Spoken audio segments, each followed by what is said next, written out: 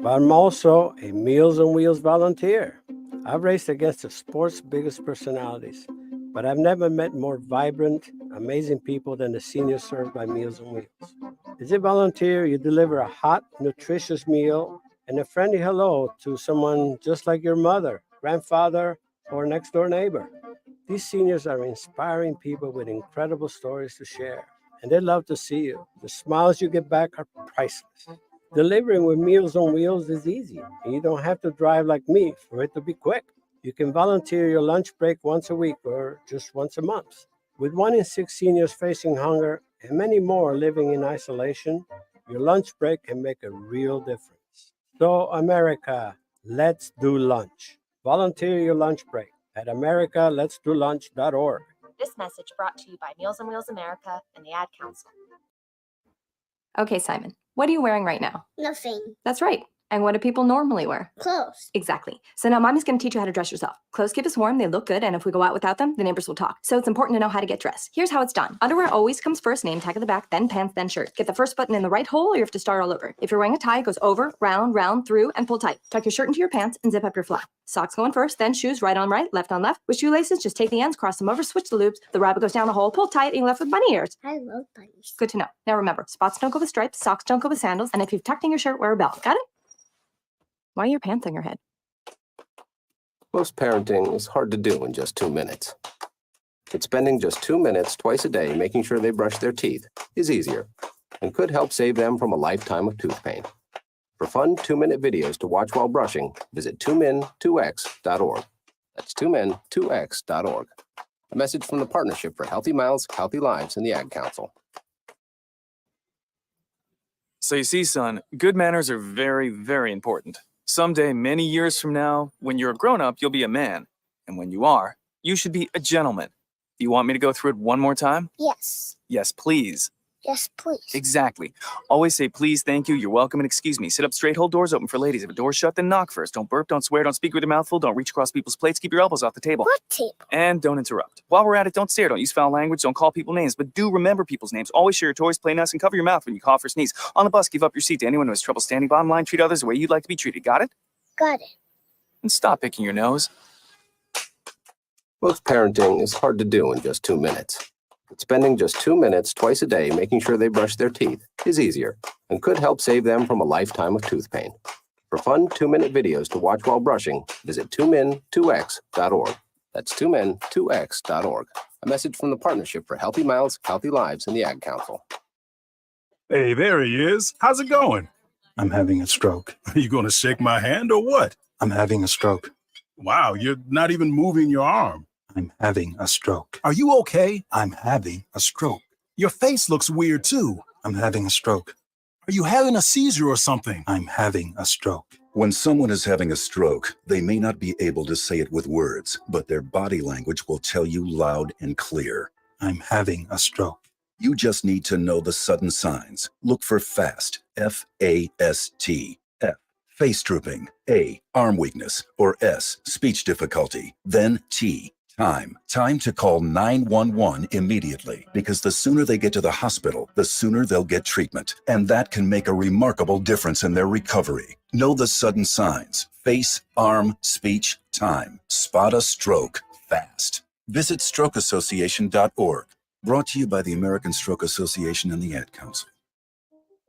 The average time a resume spends on an HR manager's desk is 7 seconds, and most of them are tossed aside. Now imagine if one of those resumes belonged to Yasmin, who was living in a shelter, juggling 3 jobs. I had to be resilient. That's something that you can't teach. Or if that resume was from someone who worked 12-hour shifts at the recycling company with my dad, who's 72. That taught me a work ethic that I carry with me every day. We rely so much on a resume, yet it could never tell the full story of someone. Growing up where I did, a lot of things could have gotten in the way of my goals. But I learned to push through, and that's what I bring to work every day. So maybe it's time we look beyond the resume and look to Grads of Life. Discover new ways to develop great talent that are so much more than what's on paper at gradsoflife.org. A public service announcement brought to you by Grads of Life and the Ad Council. It's the Worldwide Sports Radio Network. A lot to get into for a new show of the Sports Loudmouth. The NCAA and the Power 5 schools agree to a deal that allows players to get paid. I can't wait for this.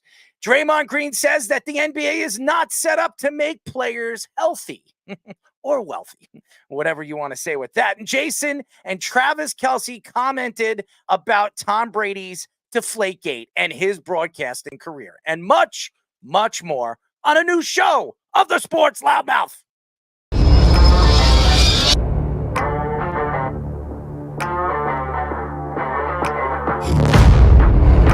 Doc Rivers is going to have Damian Lillard run very fast out of town.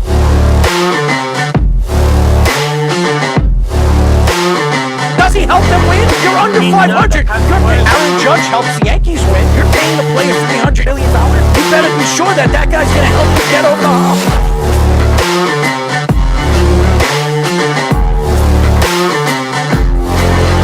For some reason, this guy is completely lost on calling plays. They need a therapist.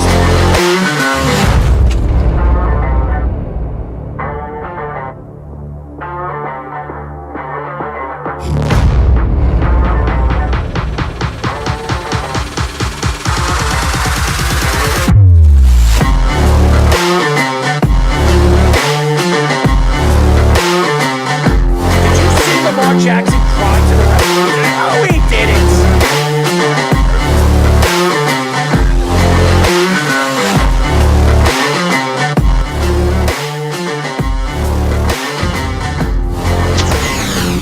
We are back for a new show of the Sports Loudmouth. I'm your host, Errol Marks, my co-host, Speedy Petey. Remember, you can call us tonight at 631-672-3108 is the number to call. Go to our website at www.worldwidesportsradio.com. Check out all our shows throughout the week, including the Loudmouth with me and Speedy Petey every single Wednesdays and Thursdays at 7 p.m. But now, ladies and gentlemen, it won't be Wednesdays and Thursdays. It will be Tuesdays and Thursdays at 7 p.m. We got to get used to that.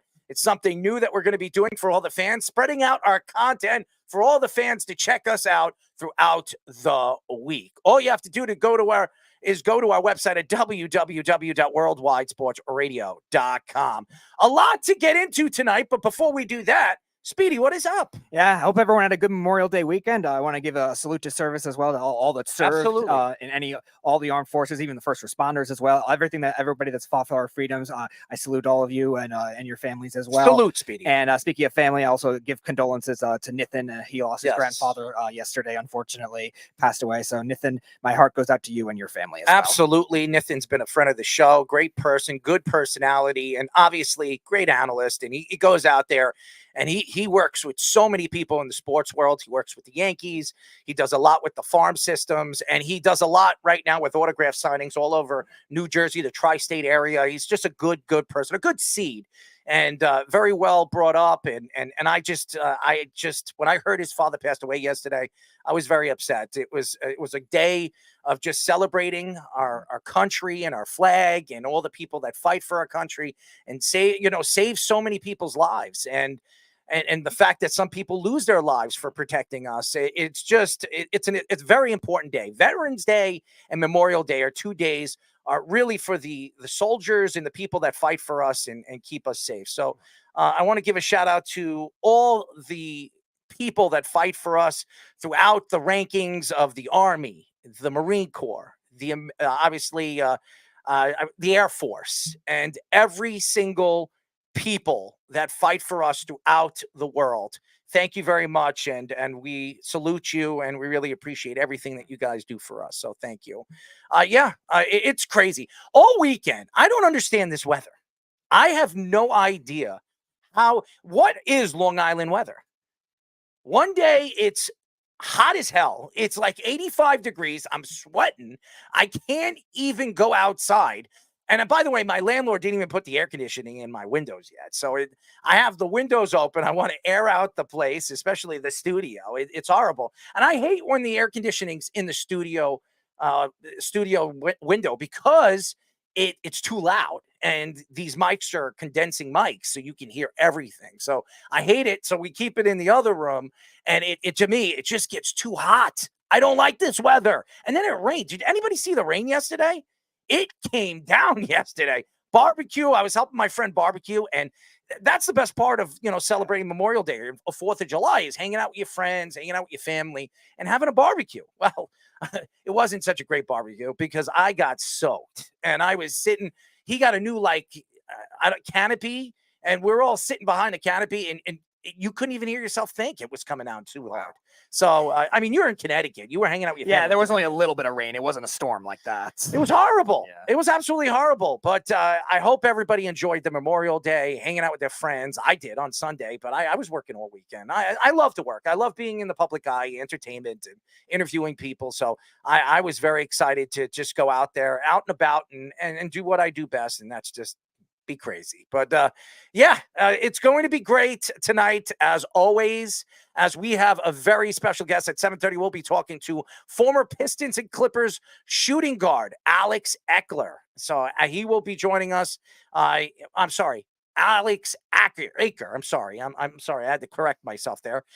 He did play for the Pistons. That's when I remembered him playing, was with the Pistons.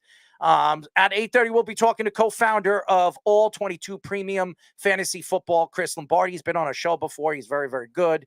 If you're a fantasy football fan, I'm going to tell you this right now. He's one of the best at it, and he wins so many times for so many different games with ESPN and Yahoo throughout the year. He plays like in 10 or 11 fantasy leagues, and he's fantastic. So if you're a fantasy football guy, you must listen to this interview. He's fantastic.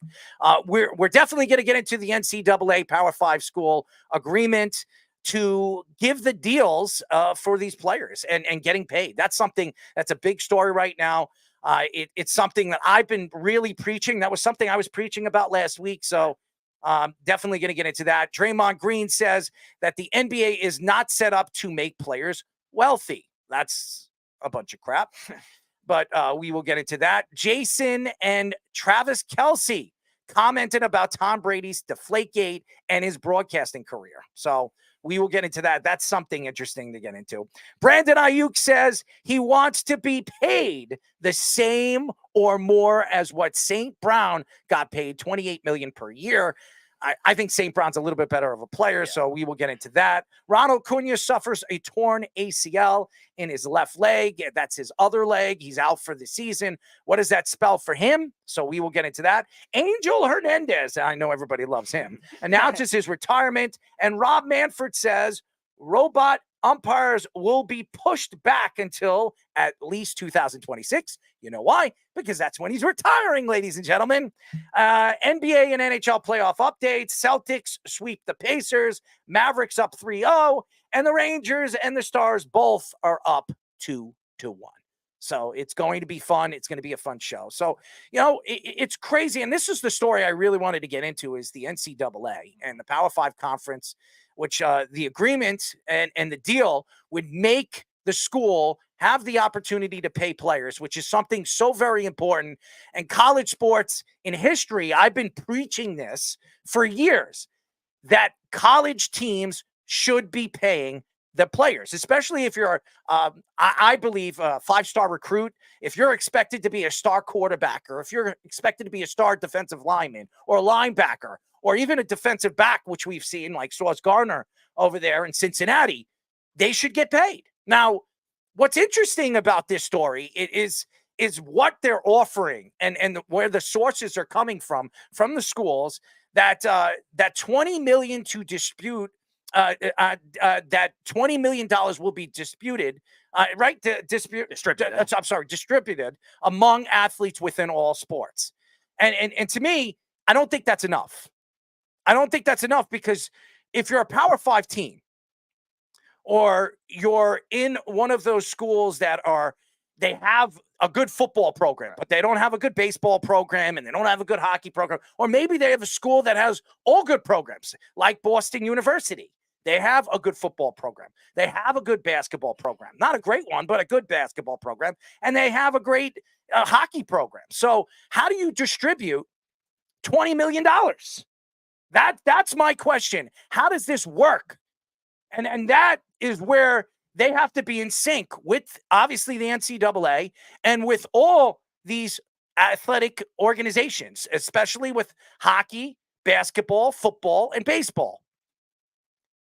$2.7 billion in damages over the last 10 years, student athletes that were affected by federal antitrust issues.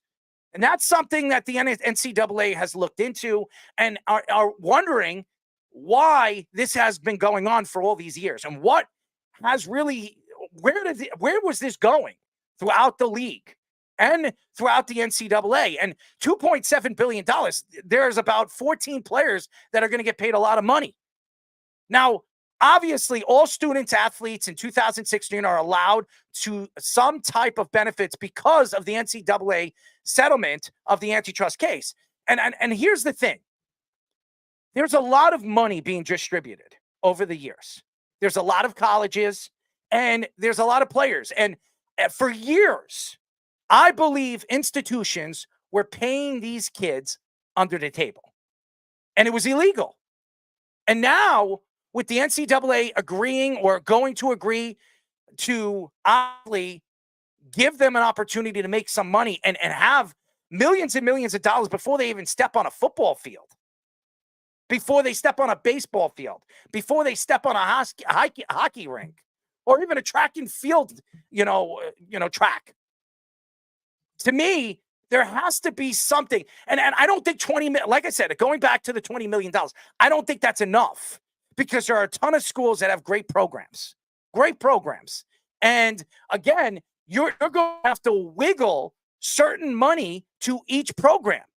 Now, if, like I said, if it's a Power 5 school, like Alabama, look at the softball team, the women's softball team. They have a great football team. They got a great basketball team. I don't know much about hockey over there in Alabama, but there's 3 schools right there. There's 3 programs right now that are bringing in great recruits. And how are you going to divide that out to all those players? Now, you have the football program. The football program draws the most money. So I guess you distribute most of that $20 million into the football program. That would make sense. But again, Nick Saban's not there anymore. Where do they go with that? That's something that has to be looked at. And that's where college, football and college baseball and college basketball, there has to be something connected to it where it makes sense.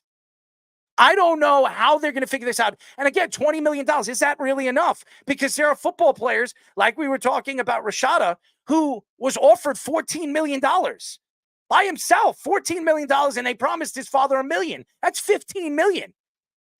That's practically, I would say, 85% of the money they're talking about of $20 million. What it could do and what could this cause? And I'm going to explain what can this cause. Even though they agree to $20 million, there's still going to be money thrown under the table. There's still illegal stuff that's going to happen in college football. And again, I don't know how it makes sense that this is going to work. I know a lot of people are going to say, well, this will work and that will work. It doesn't always work that way. Money, these players are trying to make. These kids are coming from poor families. And it doesn't matter. Some of these softball girl players they come from very wealthy families and obviously they don't need the money. But if you can make that kind of money and you're going to make $1 million to play a softball game, of course they're going to take that kind of money. But again, it would bother me if there's some kind of negotiation to this. I don't know how this negotiation worked. And if these schools are really going to agree to this, because the sources say that they are, how does this work in the long haul? Does it make sense? If you're a college basketball fan or you're a college football fan, how does this work? If you believe like Duke is known for their basketball, but they have a pretty good football program. Now, they have a kid named Cooper Flagg that's going over there. He is going to be a big-time athlete over there with the Blue Devils. Now, give or take, the Duke Blue Devils head coach left college. They left their football team, went to another team, and that's why a lot of the players decided to go into the portal. Now, how does this work? Now, if this player was offered this money when he decided to pick Duke, and he got that money, or he gets it divided out by the school for a certain amount of time, certain amount of years until he becomes an NFL player or until he finishes his degree. How does that work if he goes into the portal? How does that make sense? If he leaves the school after the first year and they already offered him, I don't know, $5 million to come and play for the school and play for the program, and he decides, you know what, this team sucks, the coach leaves, well, does he get that money? Does he get that offer if he signs the contract? How does that work? That's the thing. And they're saying $20 million a year, right? That's what they're saying? For all student athletes, which include a lot of sports. So how does this really work? I don't understand it.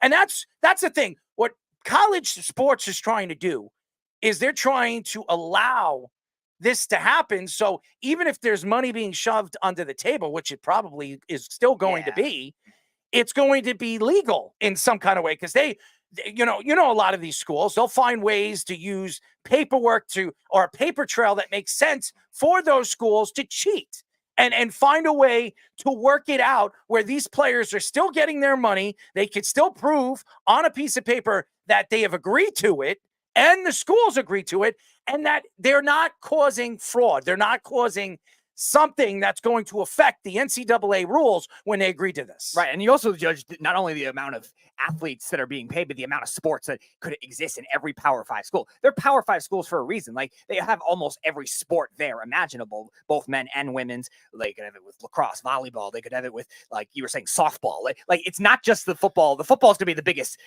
obviously, money worth, but every program could have the basketball team. The basketball too, yeah, depending on the school. Now, obviously, each school is different. Like you said, like there's going to be these hockey powerhouses that might not be as good as, say, basketball, so maybe they'll deviate the money that way. There's also schools that have these younger athletes that are in the Olympics. Like, for example, like Stanford brought in Katie Ledecky. Katie Ledecky was an Olympian in 2016. Then she went to swim for Stanford in 2017. Like, how much would they have to pay that kind of a player that's already like an elite in their sport in the Olympic level? Like, I think there's a couple of gymnasts in those type of circumstances as well. Those are all the factors that go into it. That's why I agree with you. There's going to be still some illegal transactions in addition to these new legalized transactions just based on this deal. And Jeff keeps saying the boosters are paying. Fine, the boosters are paying them. All right, they're paying them. But who is giving them that money under the table? The school is. Sure. So maybe the boosters are giving them the money to give to the players. I've seen it. How many times have you seen Blue Chips? I watched that movie 1 million times with Penny Hardaway and Shaquille O'Neal. I saw that movie many, many times. And they've been doing this for years. And yes, there are boosters, very rich boosters that are doing it. If the school and the coach is offering them that money and they go to the boosters, the school is involved with it. It's ironic you said Penny Hardaway, too. He was caught with that IL violation. I'm just saying that's the facts. You can say whatever you want. The boosters are paying them. The school is giving them the money. They're there when the offer is there. You're going to tell me the coaches don't know about that money? Sure. You're going to tell me that the executives or whatever what do they call the program directors, the athletic directors are not involved with that? They know all about it. They know all about it. Who cares if the boosters are giving them the money? It's still coming through. It's still going through the school and the program. The NCAA. It's still going under the table. Who cares if the boosters are paying them? Yeah, the athletic directors and a lot of these scandals we've seen end up being the most corrupt of all, covering stuff up. Like we saw it with the Michigan State scandal with the gymnastics team. We saw it with the Penn State thing with Paterno and the cover up with the Sandusky thing. Like, these athletic directors don't want any of this kind of thing to get out. And with money in this kind of case, we were talking about with Rashada last week. Like, if you end up betraying a player like that and not going through with a contract, it might get hard. It might get legalized harder now because it's now legal. Like, if you don't come through with an NIL payment now that it's legal, like, what kind of repercussions that school could have is another different story. Like you said, regardless of coach, regardless of the transfer portal, because I think with the transfer portal, everything's going to be different. Like, when we were talking with Rashada last week, Miami offered 9, Florida offered 14. We don't know what Arizona State offered him when he transferred. They didn't reveal that. Maybe they didn't give him anything. I don't know, but it could be different. Like saying, all right, you want to come to my school, I'll give you this amount of money. And now he's probably going to go to Georgia, which is probably giving him some of his own money from the transfer portal. And again, all these teams, all these programs, they're all going to try to find a way where this is going to work in their favor. That's what they're going to do, because that's college sports. That's professional sports too. I do believe this. Tom Brady for years took less money to stay with the Patriots, to build the team and build a championship organization. He wanted the best players, or the players that fit their style of game to be brought to the team in free agency. So what did he do? He took less money. You're going to tell me that Robert Kraft wasn't paying him under the table the rest of the money that he should have been making? Of course he did. Of course he did. So again, that's sports. These are rich billionaire owners. These schools, these programs are they're making multi-billions of dollars with these college deals, with the television deals that they're getting, with the money that they're making through ticket sales. I heard, this is through the grapevine, that, the Florida Gators, even though you go to the school, you're still paying like $150 for the tickets. If you're not going to the school, you're paying double that amount of money. So there's 80, I don't know how many people fit in these college stadiums. Let's say 50,000 people fit in these college stadiums. How much are they making every single year if they're packing out these college stadiums? Power 5 schools. How about Oklahoma? They sell out every single game. Right. You're going to tell me that school is not bringing in millions and millions of dollars off of, sales like that, ticket sales and all that other stuff? I don't know about. I've never been to a college football game like when it came to I'm a Florida State Seminoles fan. I've never been to a Florida State game. Never been to a live game. So I don't know how it works when it comes. Is it like a professional game? Do they have food like they do with a Mets game or a Yankee? I don't know. I don't go to college games like that. What I do know is that there's a lot of money being distributed, and these colleges are making money off these players' names. Now, all of a sudden, the players can make money off their own names, and that's good for college basketball and football because these players never had the chance to do that. And now, with this money, now that the sources that the schools are going to allow each of the schools in the programs to pay $20 million out every single year to the athletes, this is the problem. I just don't understand how this is going to work. There has to be something. Now, you say Power 5. Now, so it's only going to work with Power 5 schools? Yeah, it's but only. What about the other schools? Right, the other schools are not into that particular deal right now. It's just the Power 5 schools. So that'll be more incentive for a lot of those teams to transfer. You were talking about like teams just transferring in this year. Like BYU just became a Big 12 team this year. UCF just became a Big 12 team this year. That'll be more incentive to maybe do that little extra bit in order to do that kind of thing. And that's what's going to be interesting about the way this process works. Because you're right, every school is going to be different. And I think because of that, these schools that maybe are a powerhouse for another way might still say, all right, we're going to go transition into the Big 12 or the ACC or something like that. That's why I'm a little thrown off with this, because even though they are agreeing to this, how is this going to work? And I think they're going to have to figure that out after the first year, maybe have to add some money to it. I don't know how this is going to work. $20 million for a school like Alabama or Duke or USC or some of these Power 5 schools that have great programs down the line and great track and field runners and great golfers that play golf for their schools. So are you going to pay those golfers? If you have a top-end golfer, you're going to give them $5 million. Right. So $15 million is sitting there to put into your football program, your basketball program, even though it's a bigger program than that particular golf player or tennis player that you have in your school. So it doesn't make sense. I think they need to look more into this before they agree to this deal, but it looks like it's going to go through this. Is it going to happen this year? I think it's that fall of 2025 is when the first. So that would be next year. So that'll be the first ripple effect of it. By the way, Jeff, you have 3 minutes. We have a guest very soon. Okay. I want to help you with this to just make it easy for you. Every school is going to decide what they pay each athlete. Okay. So now schools can pay athletes. So everything that you were saying before about schools paying athletes is incorrect. This is how you should be looking at it. The school can now pay people. That's like an NBA salary cap. Okay. Right. Like just NBA, like the league can now pay you. NIL, instead of saying NIL and just thinking it's this mysterious thing, just look at it like commercials. Okay, like commercials. That's what it is. You can use your name, image, and likeness, like in a video game. Like EA Sports gave every college football player the opportunity, excuse me, I'm sorry, to opt in to get paid and have their image in the new college football game that's coming back. And it was X amount of dollars. That's NIL money. Commercials is NIL money. They're two separate entities. We know it's that. Not the school. We know that. But you keep saying the school is paying them. It's not the case. You're telling me for all these coaches over the last couple of years, especially basketball coaches that have been caught. Hold on, Jeff. Have been caught paying players and paying their families. You're going to tell me that the school had nothing to do with that? No, the coach can say, here's what happens. There'll be a collective of people, right? Me, you, and Speedy. Okay, here's the collective of people. We go to Kirby Smart. We're all Georgia Bulldogs fans. Imagine that, right? We're all Georgia Bulldogs fans. We go to Kirby Smart. We say, hey, we've raised X amount of dollars. I don't care. 10 million, 20 million. Pick a number. I don't care. So you can help us decide who gets what or who we should be paying. Who would you really like to have? And we will pay them. It's literally no different than say, like, look, let's remember Landry Fields for a second. Remember Landry Fields? Oklahoma. He did Modell's commercials. That's a New York thing. He did. Modell's is not connected to the Knicks, and they're still paying him. And by the way, this has been the same thing has been going on for years. As New York sports fans, how long has part of your free agent process been? Come to New York, you'll get more endorsement deals. That's part of the glitz and the glamour of coming to New York. We'll help you make more money. But Jeff, that's an NIL deal. Jeff, I understand that, but that's professional sports. This is college sports. It doesn't matter. No. It doesn't matter. They're separate things. I understand. I understand that.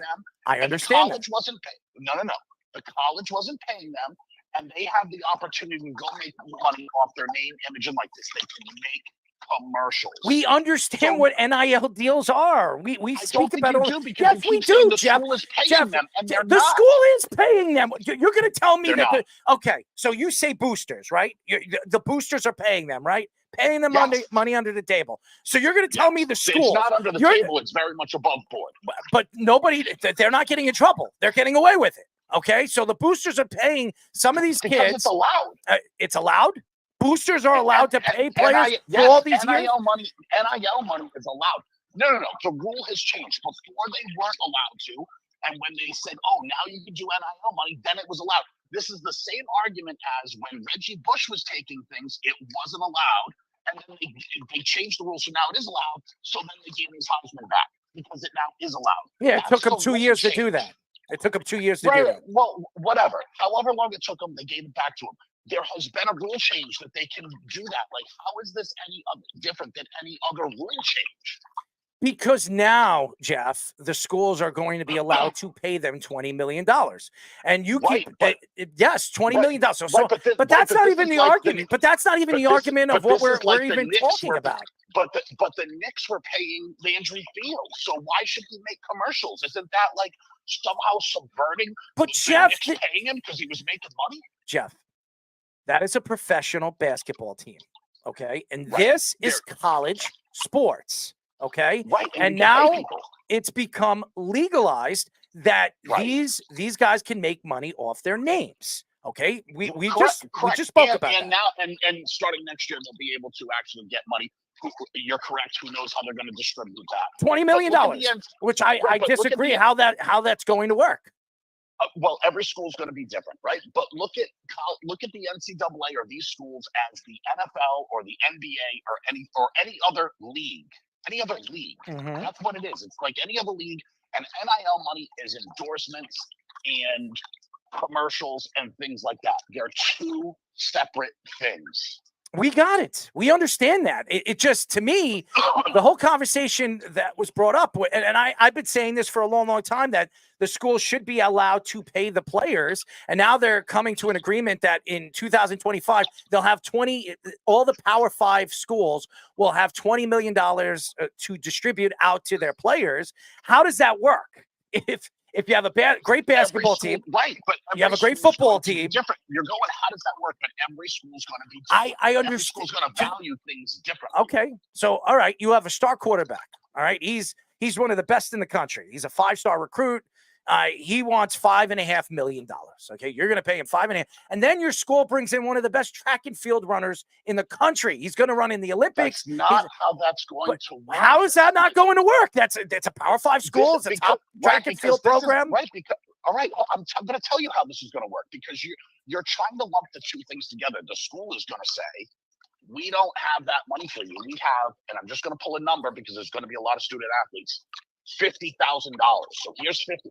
If you want $5.5 million, you're going to have to find the endorsements. That's what you're going to have to do. They're making that anyways. They're going to make that anyways.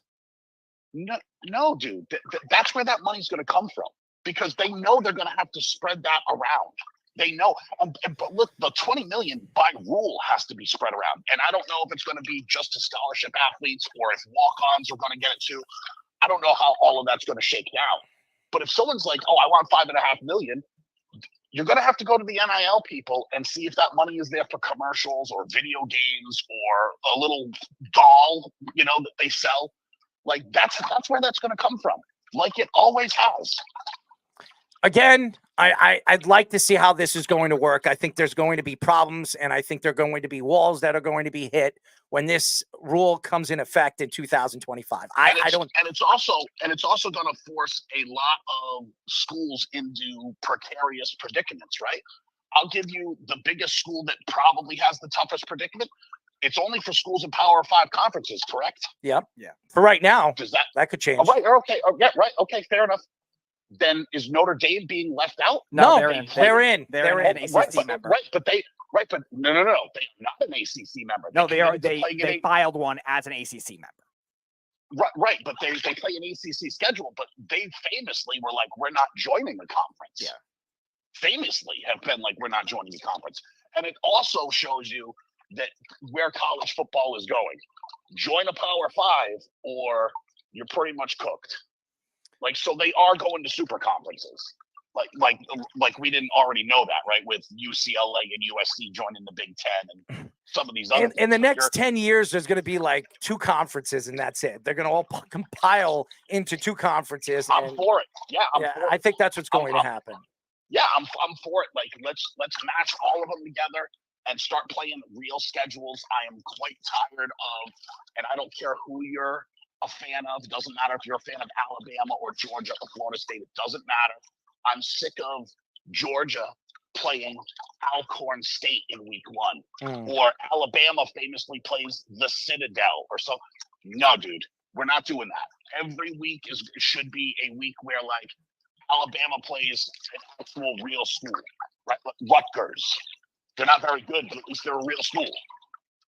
I'm interested to see how this is going to work. But I do believe it. I agree with you. No more bye weeks.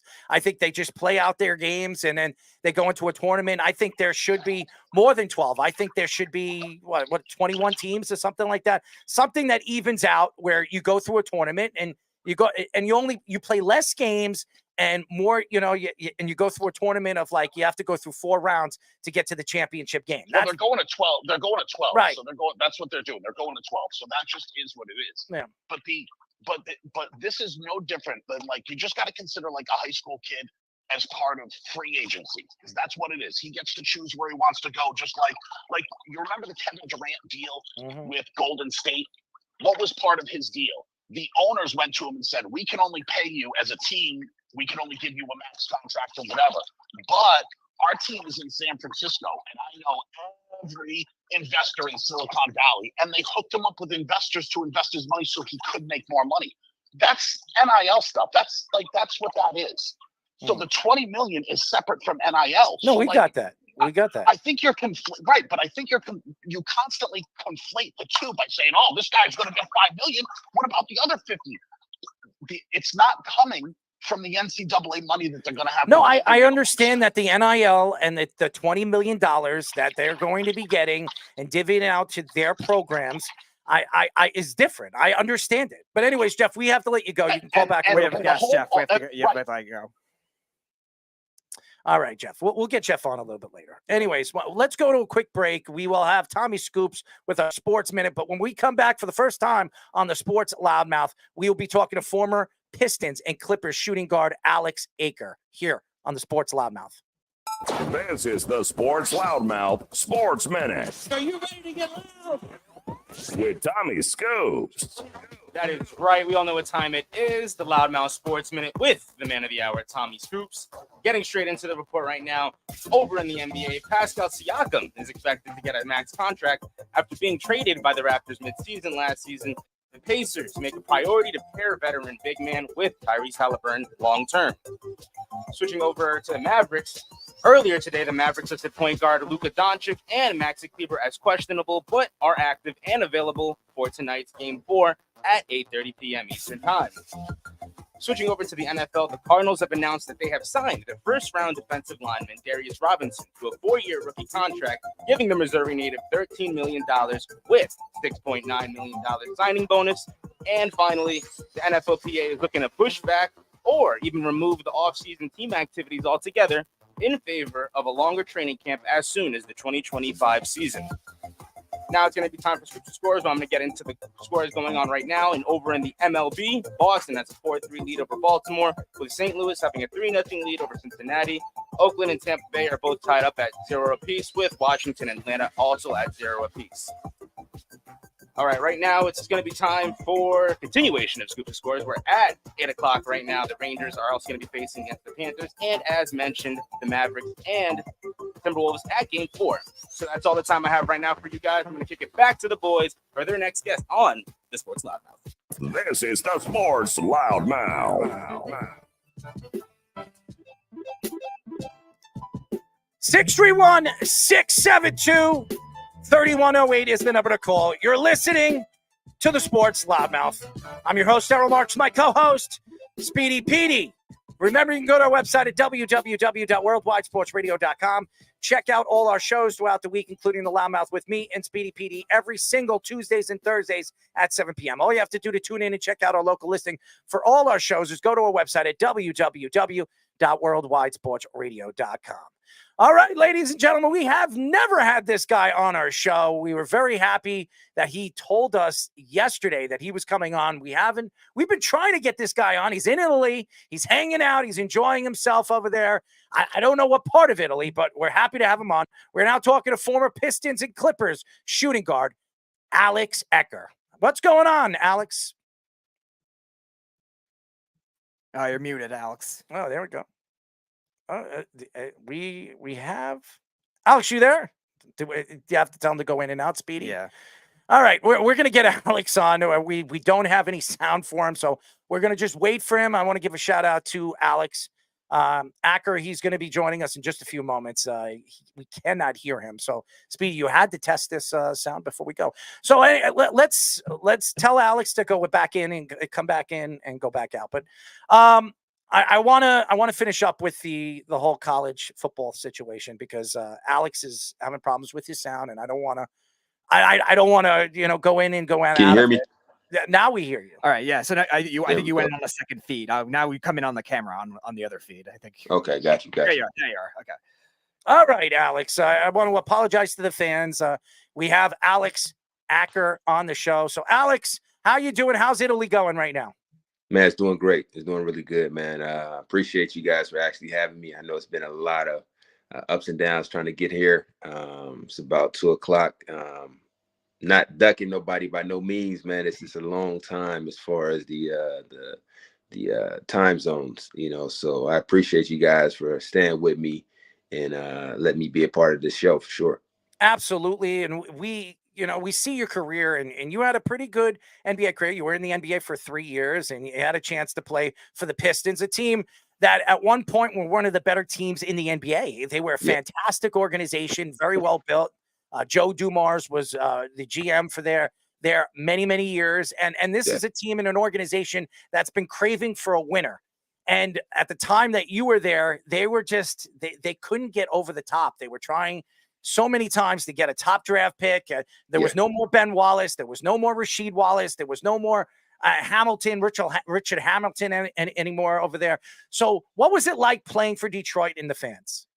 No, it was amazing. The atmosphere was amazing. The ambience was so surreal. It was, a kid coming from California to Detroit was eye-opening, especially from the weather standpoint.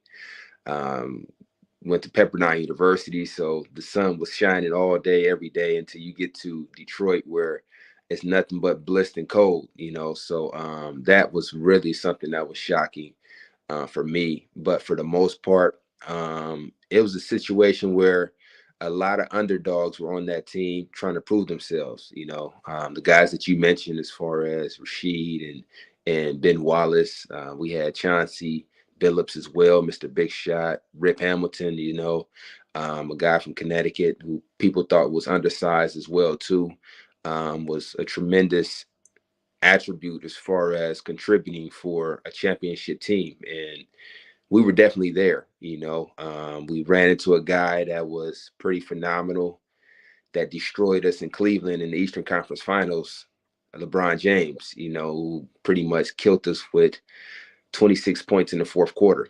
So that's kind of what tipped us over more than anything. What a lot of people, juggernauts wise, came across in the Eastern Conference against LeBron James for sure.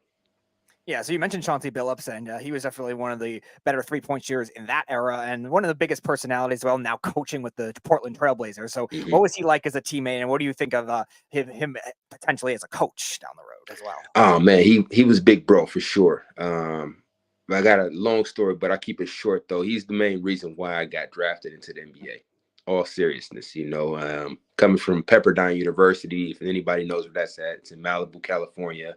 The school where I went to, he actually came out to play pickup ball, and he brought a lot of individuals that were kind of like Monstars, if Space Jam, if that was something I can bring to the table, of individuals that came and played pickup ball. And me being who I was to help my own, he kept my name and brought it to Joe Dumars, and they were looking at me, even though I didn't know nothing about it that whole year. And he was the main reason why I got drafted into the NBA in the 60th pick and the last player pick.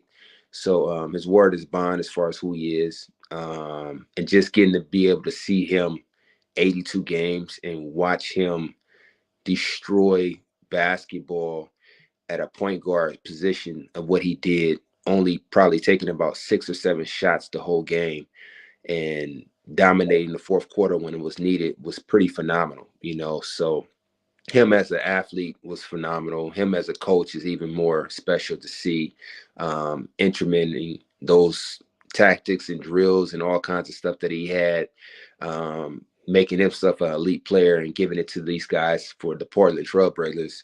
It's a building process for sure, and I hope they're able to actually keep him around, being the fact that he had some ups and downs this year, but I think he's going to be a huge standpoint as far as their building process next year. We are talking to former Pistons and Clippers shooting guard Alex Acker. Now, Alex, you look at players that you played against in the time that you were playing in the NBA. You had Allen Iverson, another guy that was one of the better shooting guards. It's so underrated. I don't know why nobody puts Allen Iverson as a top 10 player of all time. He's absolutely a top 10 player of all time. Kobe Bryant, rest in peace, Kobe Bryant. You played against some of the greatest offensive guards we've ever seen. And now you look at the league, it's all guard play. What was it like playing against the great guards that you played against in the time that you were in the NBA? Man, it's a great question. I think my transition into the NBA was that transition of guard play, and we had some phenomenal guards. We still, Steve Nash, we had Derrick Rose when he was in his prime, Chauncey as well himself, AI when he was, seasoned veteran as well too. The list goes on, Darren Williams as well too. You Chris can mention Paul. Chris Paul, I came in the same year as him in 2005, and he was a phenomenal rookie, so those guys actually changed the game, and AI was definitely the standpoint as far as the development of guard play coming in and being a juggernaut, undersized guard, as you can see, taking over at will, and it was awesome to play with him, just to see, how he actually approaches the game. And it's kind of funny. I got a million stories off of that, but the most important thing is he loved the game, and nobody can take that away from him for sure. Practice. So you coached for your coach in Detroit was Flip Saunders, who passed away a couple years ago. Yeah. Very big mentor for a lot of these Pistons players. You did very well in Minnesota as well, trying to change that culture around. So what was he like as a coach, and what are your best memories of him as a person? Man, Flip was awesome. I didn't get a chance to actually talk to him too much because he was on the hot seat as far as coming in. I think anybody would have been taking that role as a head coach for the Detroit Pistons.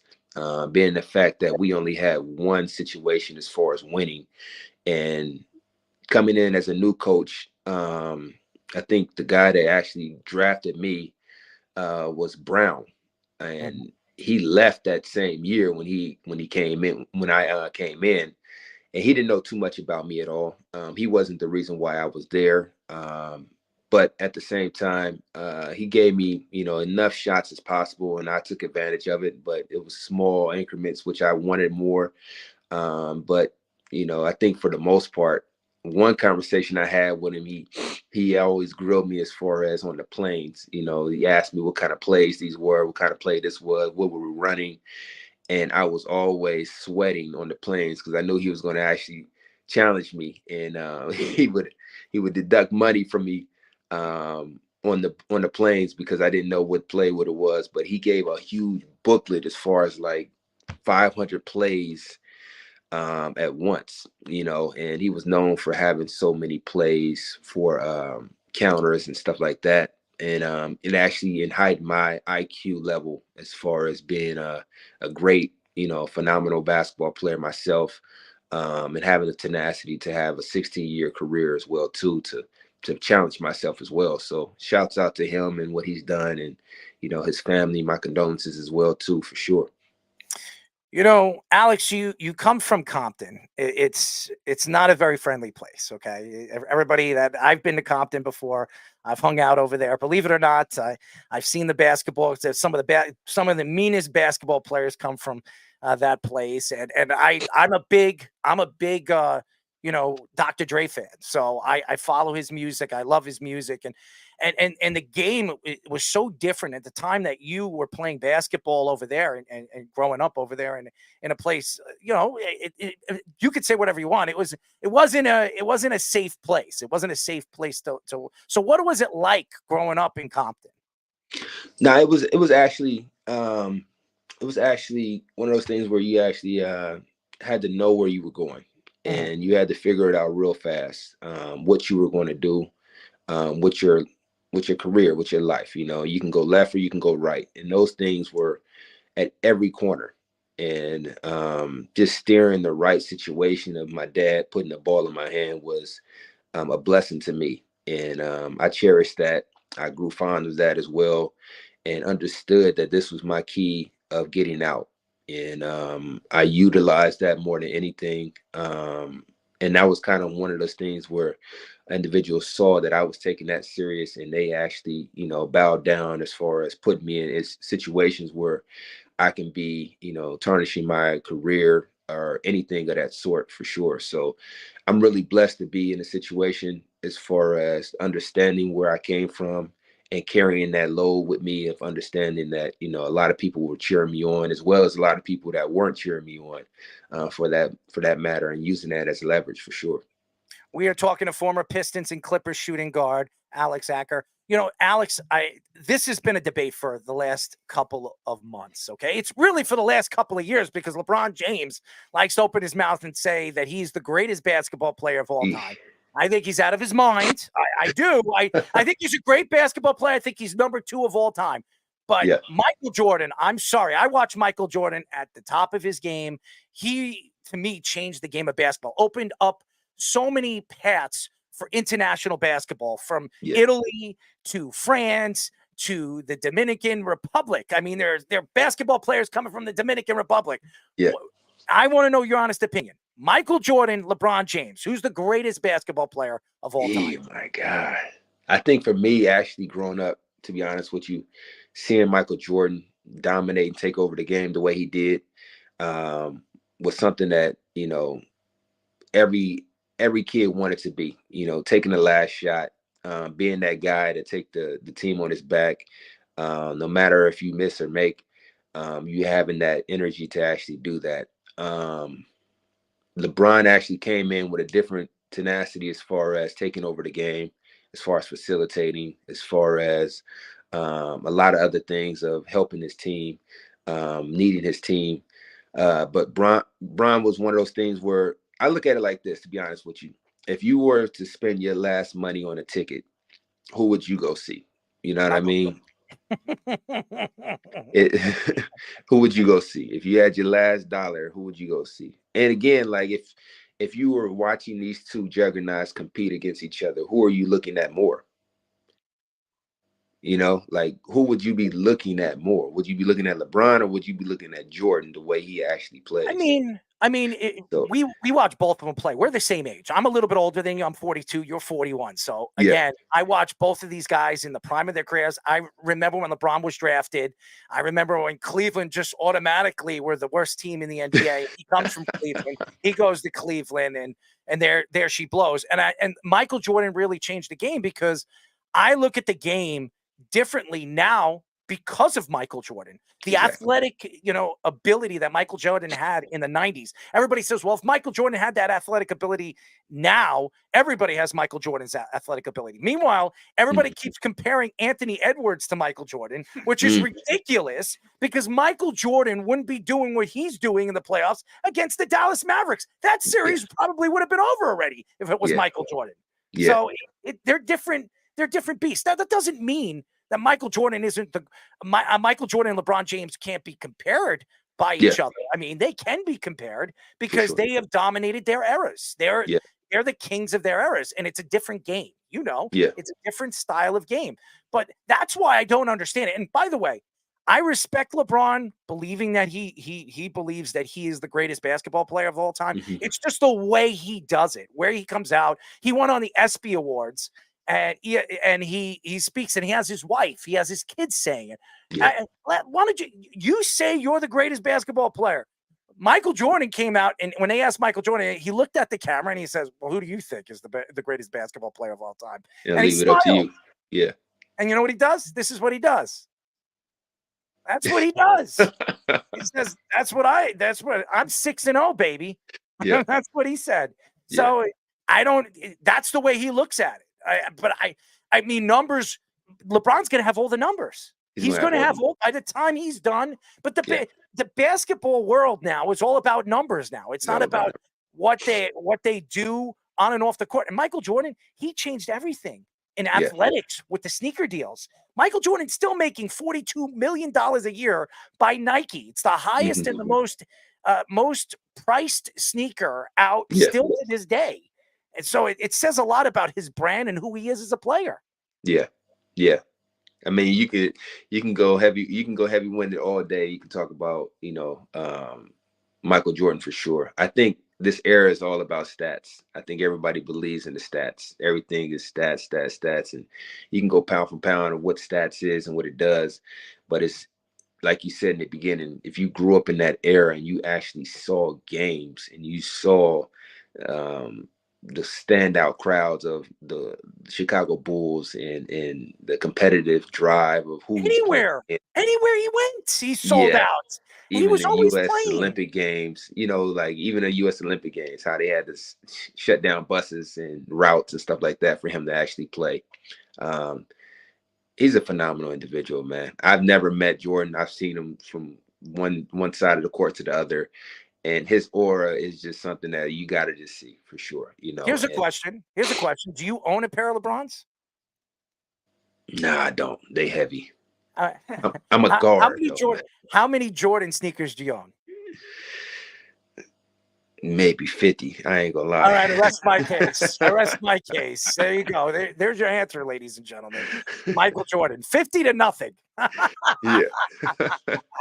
So obviously you're living now in Italy, and you also played after your first stint with the Pistons. You also played in Greece and in Spain for a while. So what was it like, just the cultural change of going to Europe when you went over there, and what is the basketball consumption like over there for their fans?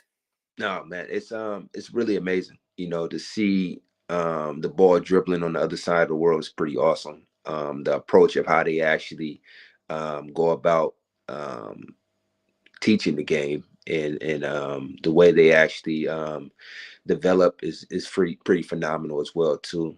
It's all oriented as far as fundamentals, which I really love. The foundation to having fundamentals, the ground set of simple things, ball fakes, cutting, moving without the ball, running, plays without actually pounding the ball and dominating, utilizing the big still as well into the post play and stuff like that, emphasizing defense a lot more, and using that as your offense and strategically thinking the game, which is pretty phenomenal.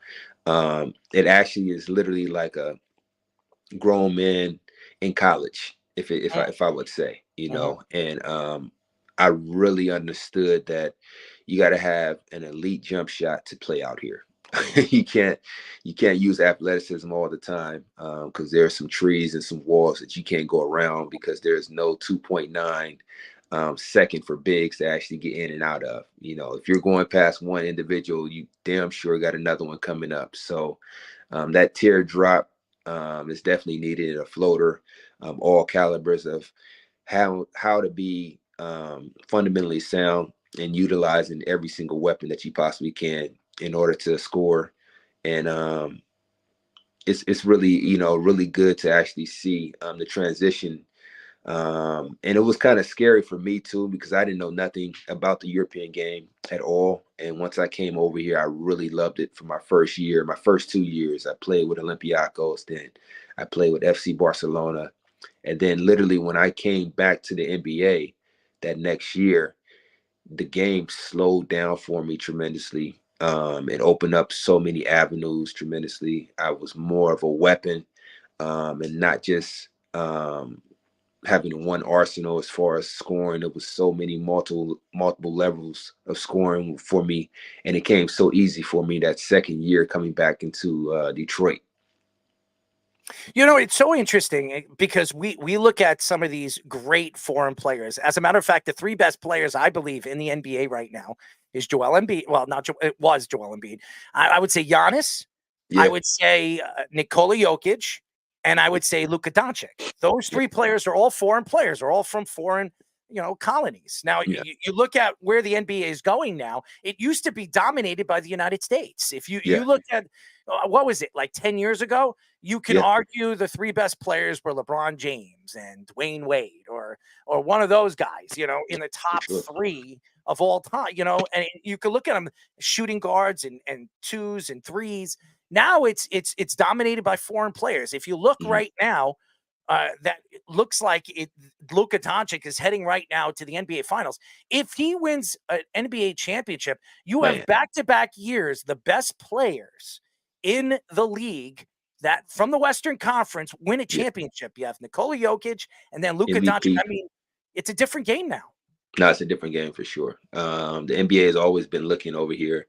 They're taking more chances than anything. I think I remember when the GM for the Chicago Bulls picked what's my man's name? Kukoc, exactly. And there was a shock to like, who the hell is this 18-year-old kid? And they're actually a lot more easy to develop because the skill set's already there. And now you're implementing your strategy as far as how you want them to play.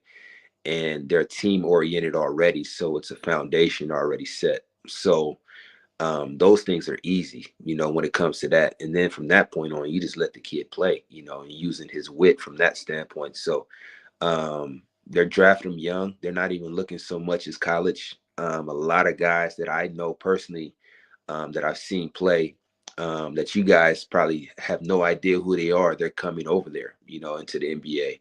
And they're very polished, and they're not using their athleticism. Just like you mentioned, Luka Doncic is very skilled. He's not athletic at all. He was athletic. He was windmill and dunking when he was over here in Europe. And he made the game slow down, as far as the Euro step and stuff like that.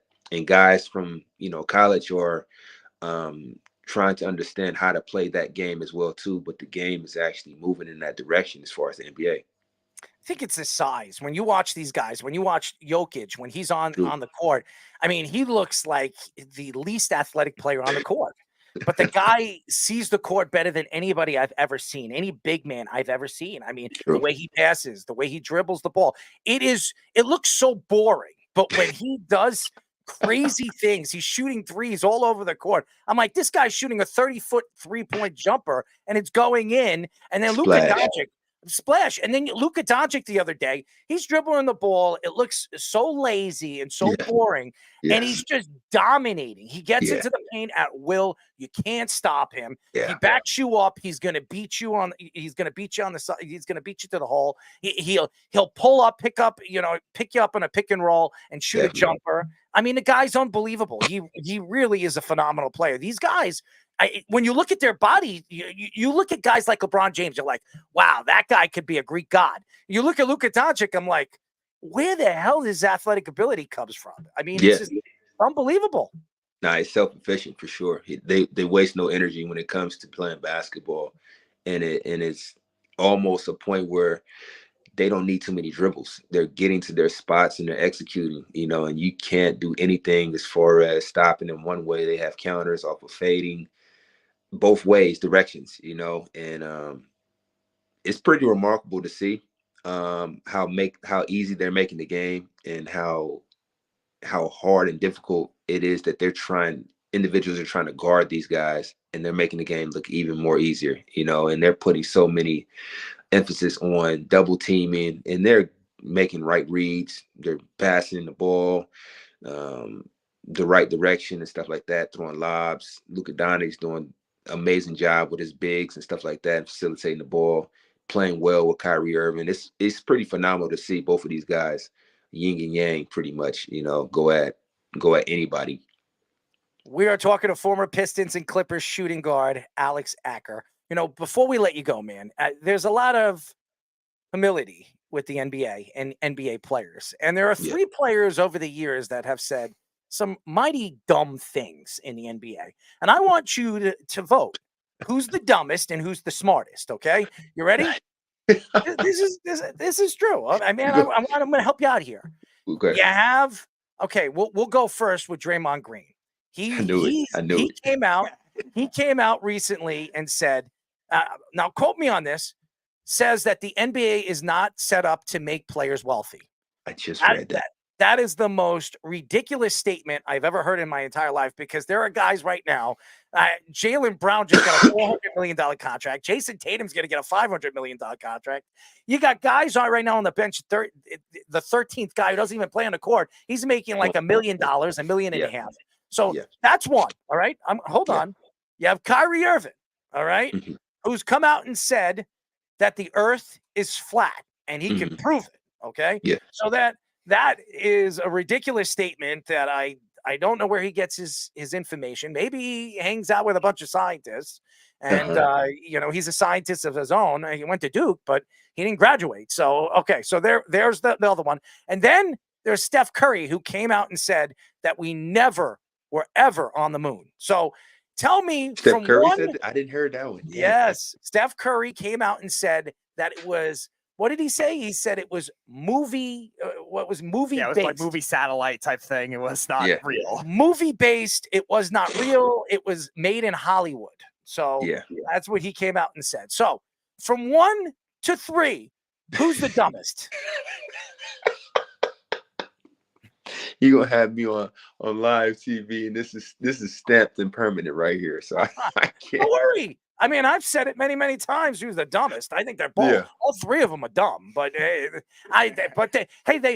as dumb as they are, they're making millions and millions of dollars, and they don't have to worry about anything ever again. But who's the dumbest? 1 for 3. That Draymond Green pretty much was kind of weird to me, because for him to say that doesn't make any sense. You making this amount of money, and you're talking about guys are actually susceptible of tanking and going broke. The reason is because the technicals are pretty much for you. They're all targeting towards individuals that are outlashing and not going about the rules the right way. Like, you're fighting referees, you're fighting individuals, you're kneeing people in the nuts and kicking them in, when they're down, all kinds. It's not basketball. That's WCC, WWF type basketball. That's not needed. So you're the reason for these rules. It's nobody else that is not abiding by those rules. You know what I mean? So it makes no sense at all. So you got And Draymond as number one. Okay. yeah, I got So Draymond as number one. he's number one as the dumbest. Who's number two? Kyrie Irving's statement is pretty funny. The world is flat. I've been hearing that a lot now, to be honest with you. It's interesting. You know what I mean? YouTube. His brain is flat. That's what's flat. I mean, his brain is flat. He's a great basketball player. Phenomenal basketball player. Yeah. I honestly, you know what's so funny? Before we let go, I've been arguing that if Kyrie just kept his mouth shut, he might be the most talented basketball player I've seen since Michael Jordan. Honestly, all around talent, ball handling skills, shooting skills, going at will to the hole wherever he wants. Nobody could stop him. He's a great free throw shooter. He even actually could play defense if he wants to play defense. He's actually pretty good. So, I mean, is there anything that guy can't do? But the problem is his mouth gets him into trouble, and we might never know what he really could be. Yeah. Now we hear him saying a lot of things that even his teammates, you know, KD was kind of like, what is going on, bro? You brought me out here to all the way to Brooklyn to hoop with you, and you on a Trent or a rant about some crazy stuff going on. So those things actually got some turmoil and some backlash as far as his character, who he is. Even you know, it kind of left a stain in Harden's, you know, relationship as well too. But who am I to say that? You can just see it on the court, you know, as far as the energy. But yeah, he's a different individual. I think now he's calmed down a lot. He actually said that he found a home in Dallas, and it looks like, you know, the love is reciprocated for sure, as far as the energy in the locker room for sure. He found a way to find how to play with Luka Doncic, which is somebody that dominates the hell out of the basketball. But yeah, it's working, you know, so whatever he's saying, I guess is working now for sure. Well, I guess he found God, or whatever that God is. I out. hope he doesn't start talking about the Buddha, because then I really think he's out of his damn mind. But anyways, I know you're up. You stood up. You stayed up to come on this interview, so we really appreciate the time. I know you're a busy guy. Keep up the good work. I got a question before I go. Who do you guys got winning the chip? Speedy? I unfortunately have the Celtics, as much as it pains me as a Knicks fan. I'm going to go with Dallas. I'm going to go with Dallas. I think there's something about this team, Cinderella-wise, that the players that they brought in, Washington and Gafford, I think this is a different team. I think they're starting to believe. And when you see that, and we've seen this with Dallas before, and Jason Kidd, he won a championship and he wasn't even the second or third guy of that team when they won that championship with Dallas. He was the old man that was one of the best point guards I've ever seen when it comes to like the ability of passing the ball and seeing the court the way he did. But he transformed that team when he went there and really gave them that leadership. I think he's doing that as a coach. As long as he doesn't drive into poles and get drunk, we're good with Jason Kidd. Okay. We love Jason. Just stay away from driving drunk. Okay. That's all I'm going to say. But I have a lot of respect for Jason Kidd. I've met him a couple of times. He's a very good guy. He's a nice guy, and he knows the game of basketball. So I'm so happy for him that the Dallas Mavericks gave him an extension. He deserves it, very well deserved, and I do. I think this is the first time that I believe Jason Kidd has a team as a head coach that is buying into what he is doing. Yep, and I think they're going to win. I think they're going to be. I don't trust the Celtic team. Okay, I really don't. Jaylen Brown, hot, cold. Jason Tatum, hot, cold. Porzingis, does he stay healthy? Does he actually play? Is he coming back? Yes. Porzingis is coming back, right? But he has more time to rest now. True. Got a whole week. I don't know. Porzingis is an injury-prone guy. He played in New York. Him and his brother wanted to buy half the team or own half of the team. I'm so happy he's out of here. To deal with that craziness is enough for me to say sayonara. So, but I think it's Dallas. I think they're the Cinderella team. I think it'll be fun to see Dallas win another championship, and it'd be awesome. And very well deserved too. They beat a Timberwolves team that everybody thought was just going to run all over them, including yours truly. Even myself, I thought the same thing. I thought Ant was on a rant to go, all the way to the top, and actually take over. And Kyrie, he ran into that guy, that unbelievable guy that everybody counted out for sure. And they didn't think Luka Doncic had it in him to actually, give up some of the load as far as the leadership. And it's working really well for these guys, man. They're buying in. I don't want to hear about Anthony Edwards anymore.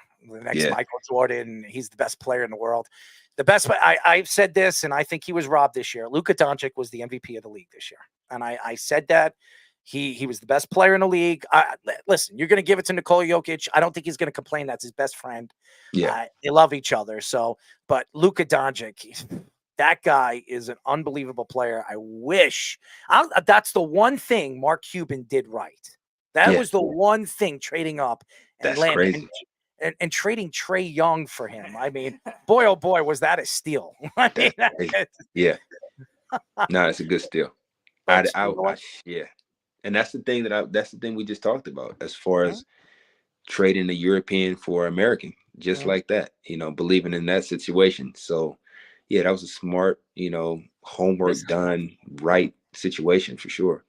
Yeah, well, hopefully the Knicks continue doing the smart things that they're doing, because I'm excited for next year. I think this next year could be a year where we could be celebrating the Knicks winning a championship. If they could have stayed healthy this year, I think they would have competed. Indiana just completely bombed. I understand they lost Halliburton, but that's not an excuse. Okay, you got to play. The Knicks, they lost practically their whole starting lineup, and they still played, and they still worked their butt off.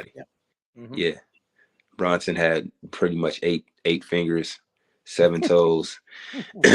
Phenomenal. Yeah, it was great. It was a great run the Knicks had. Sky's the limit as far as what they're doing next year. Yeah, they have no more pieces to actually bring to the table. Just a full, healthy roster in the preseason, and they're ready to go for sure. They did some amazing things. Maybe they should reach out to you and bring you in as a backup point guard. They need to bring him in as a consultant to make sure Tom Thibodeau can play guys 40 minutes a game. Anyways, Alex, we really appreciate you, man. Keep up the good work. And whenever you come back to the States, we'd love to hang out. Come out to New York, and we'll show you around, buddy. I appreciate it. That sounds like a play. All right, guys. I take care, okay? All right. Alex Acker, he's fantastic, and he's doing well right there overseas in Italy, man. I've been to Italy. I DJ'd in Italy when I was younger, in my 20s. It is beautiful. It's a beautiful city, but I've never got a chance to sightsee. And maybe, if I fly over there, maybe Alex, you show me around, because I would love to.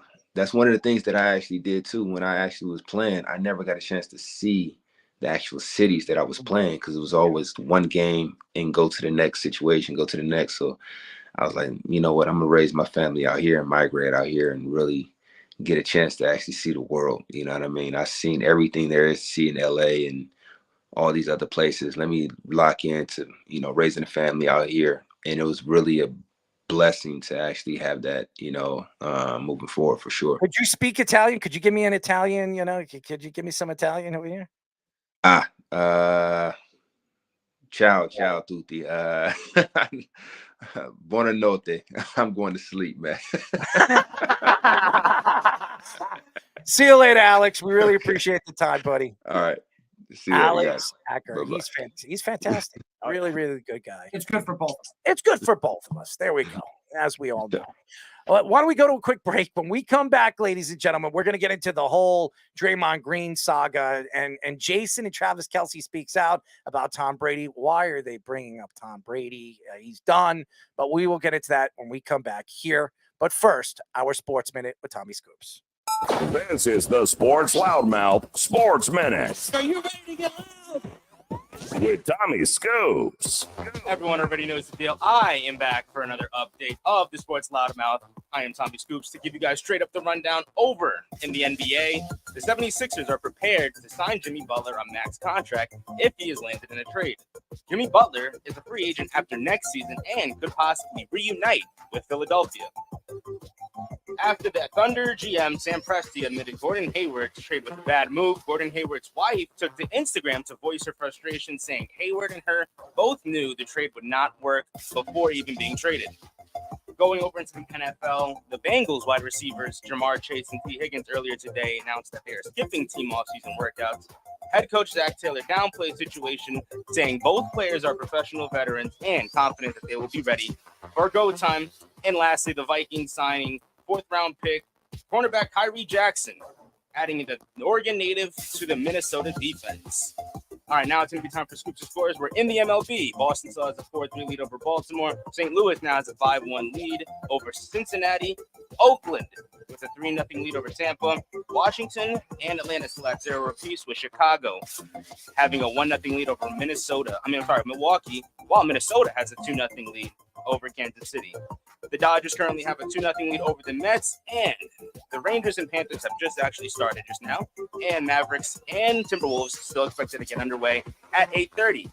Currently, all the time I have for you guys, I'm going to kick it back to the boys, of course, for the continuation of the Sports Loudmouth. This is the Sports Loudmouth. Willie Whoppers, Speedy! Willie Whoppers! No, I would rush from behind. 631-672-3108 is the number to call. You're listening to the Sports Loudmouth. I'm your host, Darryl Marks, my co-host, Speedy Petey. Remember, you can listen to our show every single Wednesdays and Thursdays, but it's no longer Wednesdays and Thursdays. I got to get used to that. Tuesdays and Thursdays at 7 p.m. All you have to do to tune in and check out a local listing is go to our website at www.worldwidesportsradio.com. I keep saying Wednesdays because I'm so used to doing Wednesdays. Over the last 3 years, it's been Wednesdays and Thursdays. Now it's Tuesdays and Thursdays. We're here live. But Alex Acker was fantastic. He really gave us a good take of what's going on and his thoughts of the NBA now and when he was in the NBA. So, and we spoke about Kobe Bryant, Allen Iverson, Michael Jordan, the comparison to Michael Jordan and LeBron James. Very interesting. Another interesting guy, as we spoke about him as stupidity, is Draymond Green. He was on the Shaquille O'Neal show, the big podcast, and he says that the NBA players aren't, hold on. That the NBA isn't set up to make players wealthy. That's what he said, okay? And I think it's absolutely ridiculous that he came out and said that. Also, what I wanted to get into was a lot of players over the last several years also have made premium money. And it's crazy because there are players right now in the NBA that never step on a basketball court. They're like the 12th guy off the bench. They might step on the court 3 minutes every week. And that's for like time that nobody gives a crap about. If the game is over or they're up by 25 points and nobody cares. And those guys are making 1.5 million, 2 million, 3 million. Could you imagine? Okay. And this is the honest truth. Could you imagine just being 6'5"? You can hit an open jump shot. And all you have to do is play pickup basketball in practice games. That's all you got to do. You got to play with the team and be on the second team. And you're going to get a chance to make $2.5–3 million. Why wouldn't you do that? Get to eat at 5-star restaurants. Get to stay at 5-star hotels. Get to fly on 5-star airplanes and hang out and play cards on during your spare time. Go to Foxwoods if you're here in New York and do what you want in your spare days. You could do practically anything you want and make millions and millions of dollars and never step on a basketball court. The fact is, obviously, Draymond Green is trying to spread his happy cheer and his real craziness throughout the NBA. Now, I don't know Draymond Green personally. I've never hung out with the guy. I know he's crazy. And to say that he hasn't made a lot of money, Draymond Green in his career made $177.8 million. That's almost $200 million. Is he worth $200 million? He's not an elite player. He never was an elite player. Did he win Defensive Player of the Year 2 or 3 times? Yes, he did. I would say 2 out of the 3 times that he won, he shouldn't have never won. Okay? The NBA obviously felt that team had a lot, that championship team, he was the backbone of those championship teams, and they believed that Draymond Green was the reason, or one of the main reasons, why they went as far as they did and won those titles, especially without Kevin Durant. But I'm going to say this. NBA players are making more money than any sport. Besides baseball, and I think baseball players are making ridiculous money, especially with the deferred money and some of the deals that they're getting. Basketball players are making more money yearly. Just think about it. Damian Lillard over the last 2 years, in his two-year signing deal that he had with the Trailblazers, was making $60 million a year. There is not one baseball player making $60 million a year, except Ohtani, who just signed that mega deal. And by the way, he's not making $70 million a year because it's deferred. He's only making $2 million a year. So right now, the highest paid athlete over the last 3 years in a year-to-year basis is Damian Lillard. Just think about that. LeBron James came out recently and said that he wants to make $60 million a year. He wants to sign a 3-year, $60 million a year. That's $180 million, which would make LeBron James the highest paid player in the NBA at the age of 40. Does anybody think that LeBron James at this point of his career is worth $60 million? The answer is no.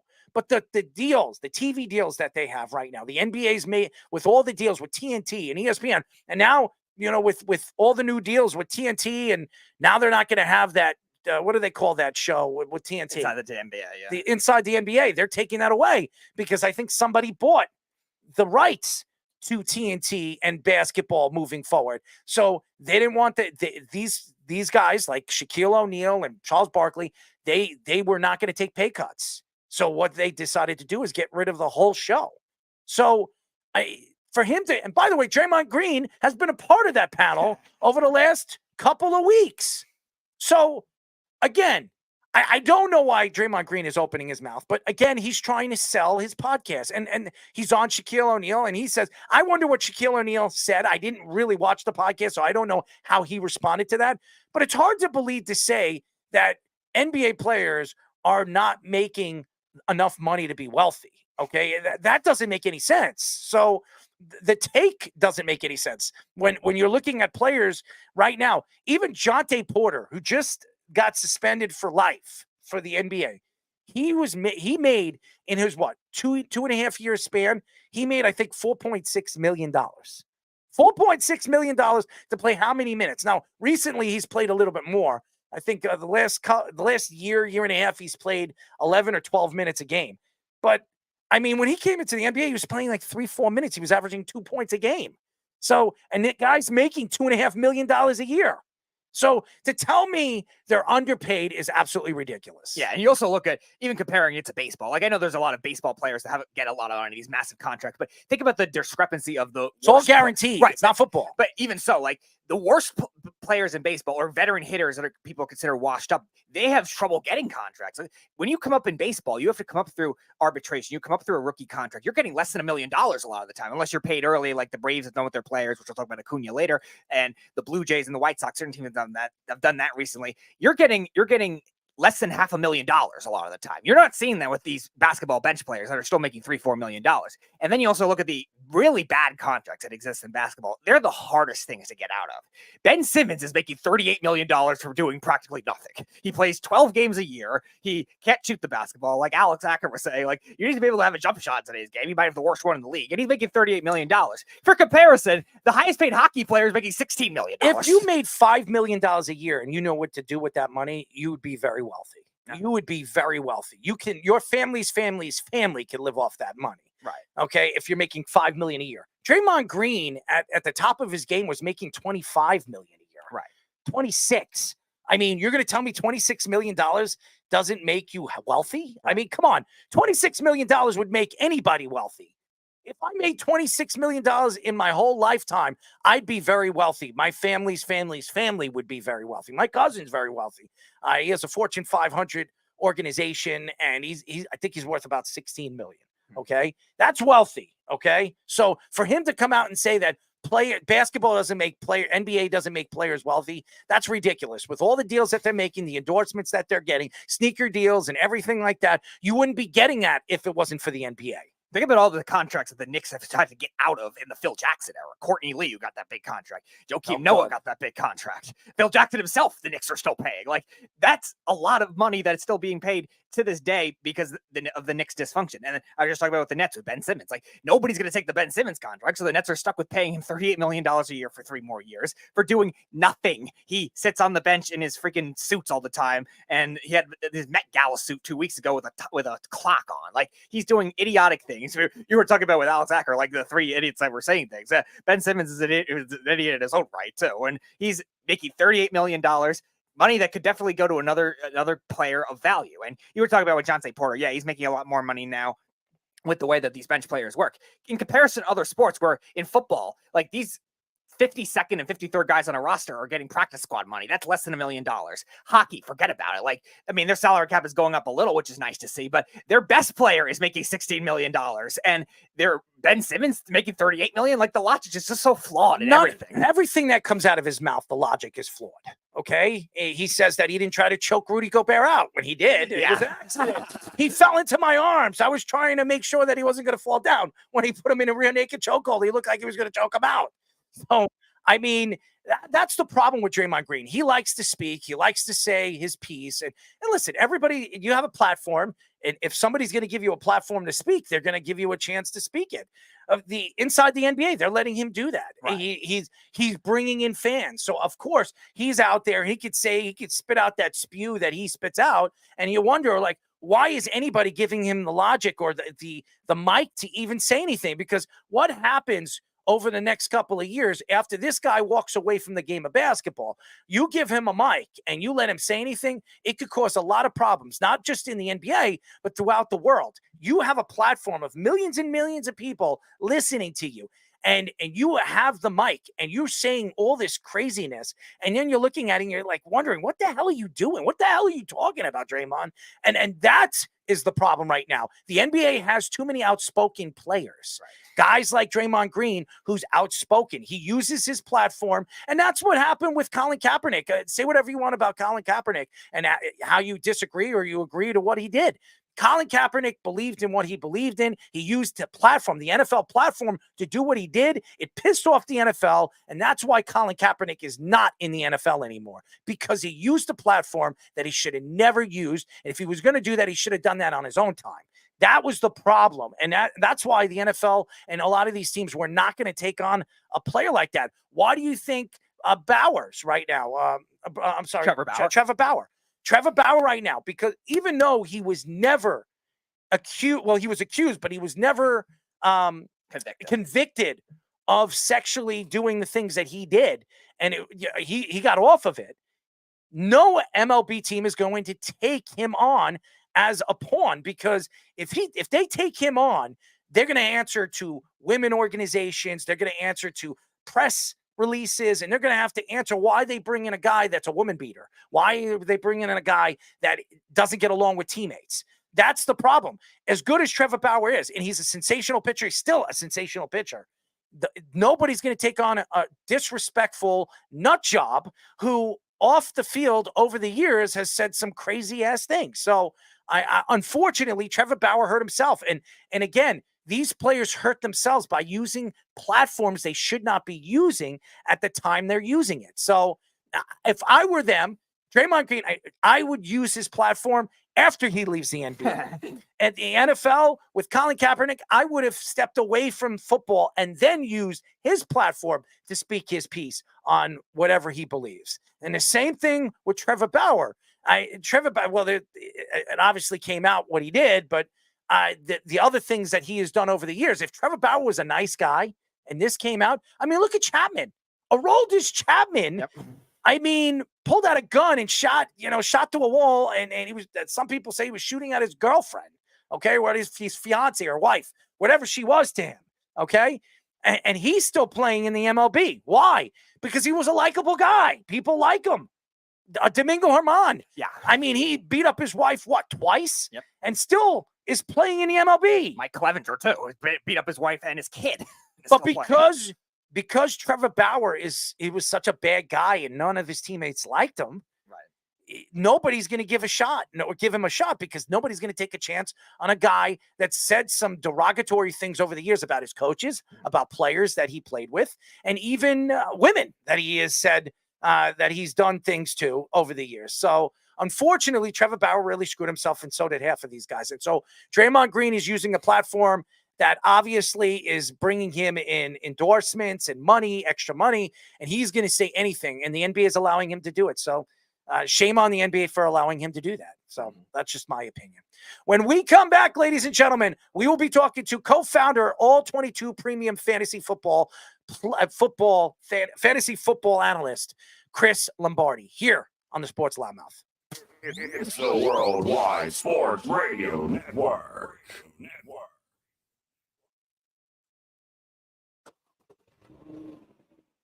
Of course my kid's in the right car seat. Well, I think he is. Yeah, my kid's in a booster seat.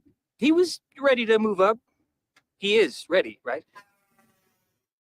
Her car seat looks like the right size. There are probably rules on when to move up to a booster seat, aren't there? Rear facing, forward facing. I think I have it right. Car crashes are a leading killer of children 1 to 13. Are your children in the right car seat for their age and size? Don't think you know. Know you know. Go to safercar.gov/the right seat. I know my child's in the right car seat, or else I wouldn't get in the driver's seat. Brought to you by the National Highway Traffic Safety Administration and the Ad Council. You're listening to the Worldwide Sports. This is the Sports Loudmouth. Intersexual. I'm going to trust a medical professional. Don't share a Wu-Tang pie with the Rock. Who the hell is that shit? I can tell.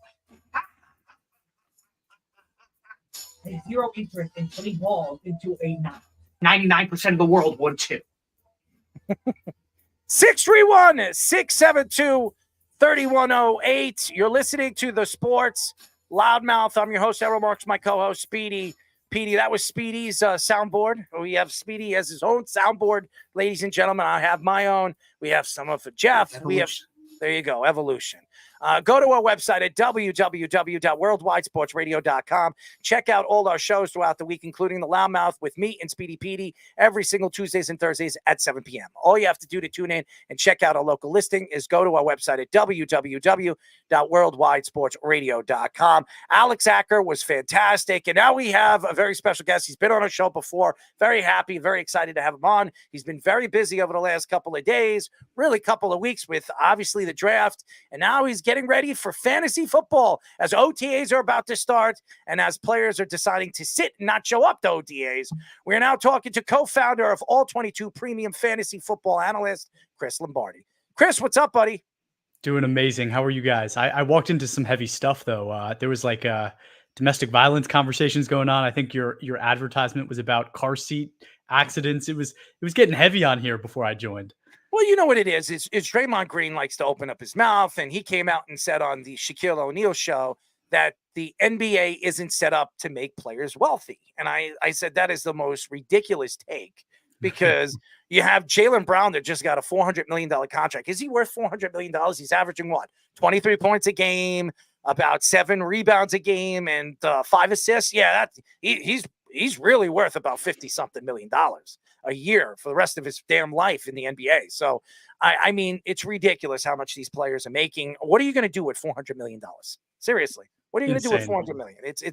That's just Draymond Green being Draymond Green, an idiot. So that's what we were talking about. And then we brought up Trevor Bowers and obviously Colin Kaepernick, all these guys that use their platforms, the NFL platform, the NBA platform, to spew out their craziness, and that's what got them into trouble. If they did it offset, maybe when they retired from the game and used their own platform, maybe it wouldn't have been as bad as it was, and it made it look as bad as it was. It was a story because they did it on the field, they're saying it, and they're still in their professional sports. So that's what we were talking about. You hit a deep mark with me because like I stopped watching the Yankees for about 3 years because they had Aroldis Chapman and Domingo Germán on their team, yet they wouldn't let guys have hair below their shoulder. They had to have clean shaven face, but you could beat your wife. It was insane. So I get it. It's just ridiculous. And that's the same thing with Ohtani. I mean, we bring up Ohtani. Ohtani's getting away with the betting scheme.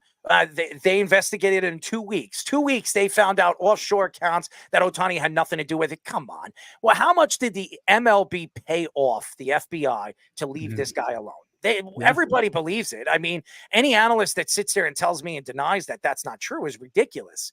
Every single person we've had on this show, Chris, every one of them, analyst, believes that Ohtani had something to do with it. How is his best friends on the team getting in trouble now? How did he not know anything about it? You're going to tell me that none of his friends were telling him about what they were doing with his interpreter? Get out of here. That is a bunch of bull. He was recruiting them. It's nonsense. It's nonsense. But you know what? That's the MLB. It's all about mucho dinero. But we're not here to talk about that. As everybody knows, we're talking to co-founder of All 22 Premium Fantasy Football Analyst, Chris Lombardi. So, Chris, why don't we get into it? Because the NFL season is right around the corner. It's coming as fast as I can't even believe how fast it's coming. And there are two players, Jamar Chase and Higgins, that might not show up to OTAs. They already said that they're not showing up to OTAs. And now the coaches are making excuses because they want new contracts and they want to get paid. What are your thoughts to Higgins and Jamar Chase getting paid? I don't one or the other. Do you believe both of them are getting paid, or you think one's going to get paid and the other one's going to get traded? No, and honestly, I don't think either of them should really be getting paid right now. And I think what the Bengals are doing is smart business in the NFL, right? Like the way their contracts are structured, you have to show up for work, right? And Higgins is on the last deal of his contract, but that means he still has a year left in his contract that he should be working to play for. He is likely to get traded. They just drafted Jermaine Burton, receiver from Alabama, who is a really good football player. He can step in and be a starter if Higgins does not play this year. Then Jamar Chase, he still has 2 years left of his deal. So him asking for a raise right now is kind of like I get it. It's happening more and more, but I don't like that type of business. I don't think that's great business. I think it's showing up, playing football, and that's how you get paid, right? Jamar Chase will be the highest paid football player besides quarterbacks when he does get paid. He just might have to wait another year. So we're another one we're going to talk about later in the show is Brandon Aiyuk, who wants more like Amon-Ra St. Brown's contract. I forget if it was you or Ray Cotto when we had him on the last set in your all 22 rankings. Actually, at one point in the season, had him as the number one receiver, Brandon Aiyuk, because he blocks well, he runs really good routes and stuff like that. Would you give him that money if you were the 49ers, or what do you think of the 49ers wide receiver situation? So do I think he's worth the money? Yes, I think he's proven that in our system, right? We grade players differently, right? We use PFF grading to score our players. He is one of the highest scoring players because he does so well play in and play out, even if the ball's not getting into his hands. Saying that, the 49ers are one of the best teams at growing talent and finding playmakers and stars. They just drafted Ricky Pearsall. If I were them, Aiyuk is probably a player I let leave, and I let somebody step in and play like a Ricky Pearsall to take over. They also have Kittle. They have McCaffrey. This is a really deep team. They don't need to be paying big money for a guy that, for a team like them, they could find a replacement for. The quarterback play, especially in the draft, everybody was considering one guy and then the other guy and then the other guy. They said that this could be a good quarterback class or could be one of the worst quarterback classes we've seen over the years. We all know the Sam Darnold quarterback class. Everybody was saying Sam, and then some people were saying this guy and then that guy. I was the Sam guy. Baker Mayfield was the number one pick. What a surprise. And he had a great season this past year with Tampa, and he got his money as well. When you look at this draft, is there a particular quarterback that stood out from all the rest? Yeah, I mean, Caleb Williams is that guy, and it's an easy answer. It's kind of a cop out, but like he is the best quarterback in this draft. He's a special player. He's just super weird. So like you got to get over the personality stuff to be able to appreciate what he does on the football field, because he does a lot of really good things. He is the most active arm. He has a flick of the wrist throw that's unlike any other player in this draft. It is like Aaron Rodgers and Patrick Mahomes and Lamar Jackson. It is that kind of an arm. It's that good. He also, was on a really bad USC team that didn't really show the most of what he can do. He's going to the Bears, which, I'm a Packer fan. So I always say the Bears stink, right? But they did a lot to put talent around him. So he really doesn't have an excuse not to be successful this year. He is the best quarterback in this draft, but there are a lot of guys with intrigue. Drake Maye going to the Patriots. He's a good quarterback, bad situation. If people like Daniels, that's great too. But the truth is more of these quarterbacks will fail than will succeed. If we get two of these guys that turn out to be good football players, that's a good class now. So 2 unexpected first-round picks. A lot of people thought they'd fall out. Was Penix and Nix. Penix going number 8, especially shocked everybody. And then Bo Nix to the Broncos at 12. What do you think of those 2 as prospects and the fits with their new teams? So I always said that Penix reminded me a lot of Jalen Hurts in that I thought he was going to fall in the draft, but that he would end up being a really high-end starter in the NFL. I think Hurts is lifted up a little bit by his situation, but there is a common theme between those 2 guys, and it's they have extreme leadership, right? He took this Washington team, which had receiving talent, but it's not an all-star team by any means. He took them to the college championship game. Only a leader can do that, and I think that's why the Falcons decided to take that guy, even if the talent isn't really at that high-end level. This is a leader. That's what they wanted. That's what they've been missing, right? Even if they have Kirk Cousins, I think it makes sense because if you think you could get a guy like Jalen Hurts, we saw what he did to Carson Wentz, right? After a year of being in the building, he replaced him. I think that could be the situation there in Atlanta. And then you said Bo Nix, right? So Bo Nix is this older prospect that failed with his first stint, got another stint at Oregon, and did a lot of really good things. But to me, it's such a scheme that's so unlike what the NFL does that it's really hard to tell if it'll translate. I like the player. I like what his natural talent allows him to do. You also got to like the fit with Sean Payton. The only thing with that I'm thinking is they kind of blew up this Broncos team, and it's not a great situation anymore. And how much weight are we still putting into Sean Payton as a head coach? To me, if anyone's going to fail in this quarterback class, I hate to say it. I hate to wish that on a guy. I really don't. I hope he's super successful, but it's Bo Nix. We are talking to co-founder of All 22 Premium Fantasy Football Analyst, Chris Lombardi. It's so crazy because I've been watching Grit and Glory. I don't know if anybody's checked it out, the Bo Nix documentary. It's Grit and Glory on YouTube. It is a sensational documentary following him all the way through the NFL draft. And now, as a Bronco, watching him and getting to know him personally, you have to like the kid. You have to like the kid. He has a great personality, comes from a great family. And I think that it's a perfect fit. Him and Sean Payton, I think, could really fit. I don't know why anybody is trying to compare him to Drew Brees. He's not Drew Brees. He doesn't have that style of game. Drew Brees had an unbelievable arm, one of the more accurate quarterbacks. Bo Nix is not that type of guy. He can roll out. He actually has better legs than people think he does. He can move inside and out of the pocket. He can make throws. Kind of just a better version of Zach Wilson, okay? That's what I'm going to say. He's a better version of Zach Wilson. If Sean Payton gets it right, but by the way, he's going to get the coach Zach Wilson. So, hey, that's why he's got Zach over there. So it might work, but I think Bo Nix is actually going to be very successful with the Broncos. I do. I just there's a lot of questions with that team. Like you said, they're are they rebuilding? Are they not? Are they bringing in this player? Are they not? There's no guarantees, and they trade away one of their wide receivers because they thought it would make it, Jerry Jeudy going over there to the Browns. Did it work out for them? Will it work out for them? I don't know. And then you have all the other guys that they have. There's a lot of questions on where they are and what this team is with the whole mix of Sean Payton. And there's no more Russell Wilson in his craziness. But my question to you is, you look at this year's draft, were you surprised that there was no big time defensive player drafted in the top 15, really? Yeah, I mean, I want to address a couple things you said. So the comparison with Drew Brees, I agree, doesn't make sense in terms of what his arm can do. But the thing that's so underrated, which you touched on a little bit, is his rushing ability. What he does, like Drew Brees, though, is he has this really wide stance when he's dropping back in the pocket, and his feet are super active. It's Baker Mayfield-esque, it's Drew Brees-esque, and that's why that comparison gets made sometimes. So if you actually watch his base when he drops back in the pocket, it is pretty cool. There are some similarities there. But yeah, I think the Zach Wilson comp, the better Zach Wilson is more accurate. So I agree with you there.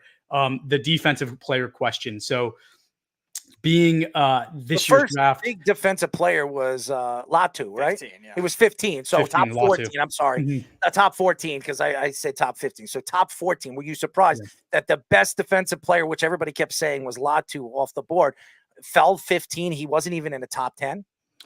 Yeah, I was surprised. I thought somebody would take one, right?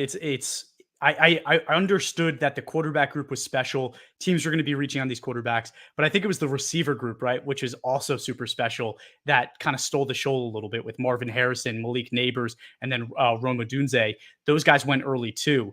But there was a couple players like the defensive interior that went to the Seahawks, right? Like that was my number one guy in this class on the defensive side of the ball. He is a really special player. I thought for sure he was going to go top 10, and he didn't. And then the edge rusher, Latu, you mentioned, I'm a little down on him just because there aren't really, like, when you watch his film, there's nothing natural about his game that blows you away. And when you see the top defensive interiors go top 5 like they have in past years, they look like Myles Garrett. They don't look like average Joes like Latu kind of does. Latu isn't this physical specimen that blows you away. So I kind of understood it for him. The kid that went from Alabama, I'm just blanking today, Dallas Turner. Yeah, Dallas Turner more in my mind resembles what that freak edge rusher looks like. And I kind of expected him to also go early, and he didn't. He was the second edge rusher taken. So just a really interesting draft in general, but it kind of goes to show that this is just an offensive league now, right? Like the rules have been fudged in the favor of the offense for so many years that we've gotten to a point where a defensive player is not taken in the top almost 15, to your point. Like that's kind of crazy. So one of the other picks that was a surprise was Brock Bowers going to the Raiders at 13. A lot of people thought it might be the Colts. People thought that was going to be the Jets that took him at 10. Thank God. And it was the Raiders who just drafted Michael Mayer last year, and still with an unknown quarterback situation did that. Do you like the fit for Brock Bowers with that Raiders team with Mayer and with Devontae Adams there? So do I like the fit? Yes. I think the fit is because he's such a good receiving weapon. It doesn't really matter where he goes. He can be effective in any offense. It didn't make sense. Like you're talking about one of the least valuable positions in football, and they doubled down with a first and second round pick in back-to-back years when they have so many holes on that roster. It's kind of bizarre to me that happened. But Bowers is a special player, and sometimes you just have to go after the elite weapon. I was further down on Bowers than a lot of other people were. I had him more as like a top 20 prospect than a top 10. But hey, if the Raiders think that he can be special, great. And then the other thing too is like, I think they're trying to build an identity, right? With Antonio Pierce as the head coach. They drafted Jackson Powers Johnson, the center. I think they're moving him to guard, but they drafted him in the second round. They also got like Tommy Eichenberg, the linebacker out of Ohio State. They're going for this gritty style football, which I kind of love. Like it's going to be super fun to watch. But those are all guys that have really angry play styles that are just kind of nasty football players. You kind of got to give them credit for at least knowing their identity and chasing that. As everybody knows, we are talking to co-founder of All 22 Premium Fantasy Football Analyst, Chris Lombardi. It's crazy. Another position that was really popular in the draft was the offensive line.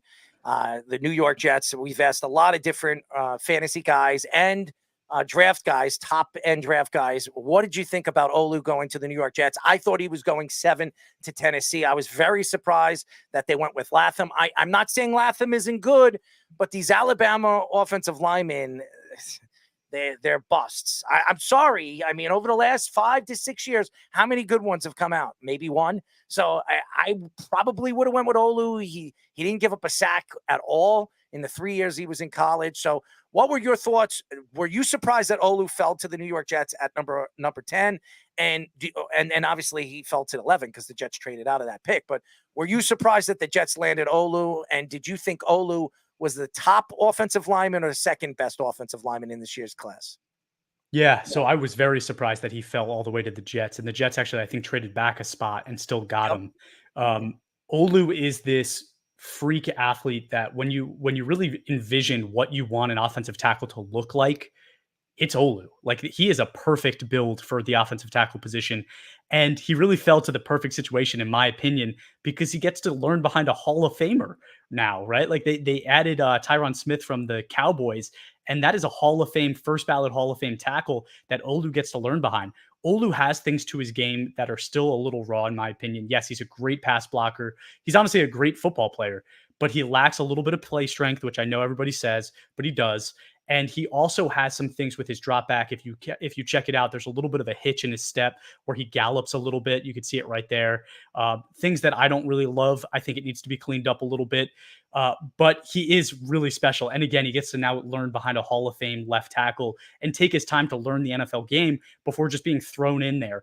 The Jets lose a lot of times with their draft picks because they just throw people into situations when they're not ready. Olu at least gets to sit and learn a little while now. But in terms of, is he better than JC Latham or not? I thought he was a better prospect overall, but Latham right now is probably more ready to step in and start. Latham is this massive human being. He's one of the biggest offensive tackles you'll ever see, right? But he also has this play strength where he could basically just grip you and do whatever he wants to you once his hands are on you. Another thing about his play is he has sneaky athleticism that you just don't expect. He can stay with guys coming off the edge with speed. He's strong enough, again, where if he gets his hands on you, you're going to lose. You're just never going to win that fight. You can never bull rush him. So you got to really have great technique to beat a guy like Latham. I think Latham's technique is outstanding, and it's really second only to Joe Alt. And this year, yes, I thought Joe Alt was definitely the best offensive tackle in this draft. He is unbelievable, the form that he has for the position, even if he's not the physical being that I like at tackle, like an Olu is. His nuance and his intelligence at the tackle position is basically better than any I've seen in the 5-6 years I've been scouting. So you mentioned you're a Packers fan. Jordan Love is in the 5th-year option year. And interesting with the 1 year he broke out last year, but it was his first year as a starter. And with Jared Goff's contract as well with the Lions, a lot of people think it's going to be very similar to that. So what are your thoughts on the Packers paying Jordan Love? What would you give him?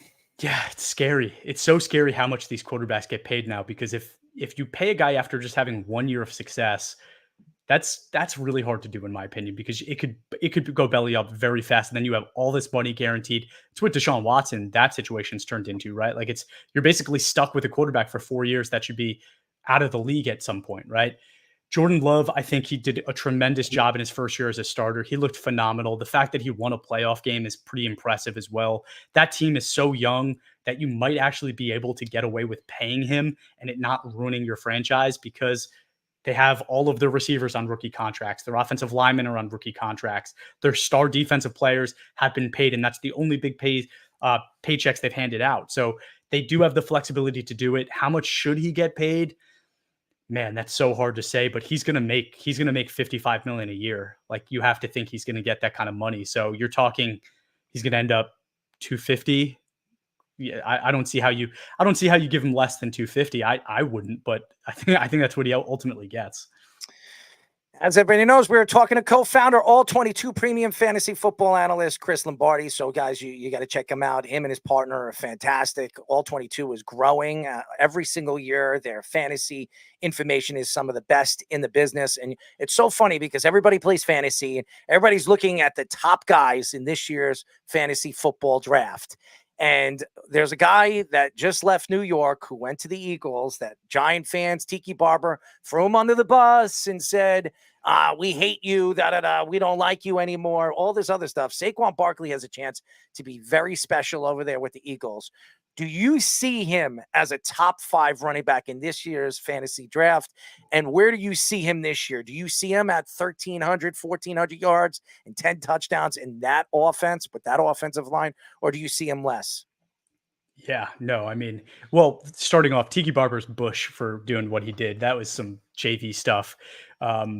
Saquon is the most talented running back in pure skill in the NFL.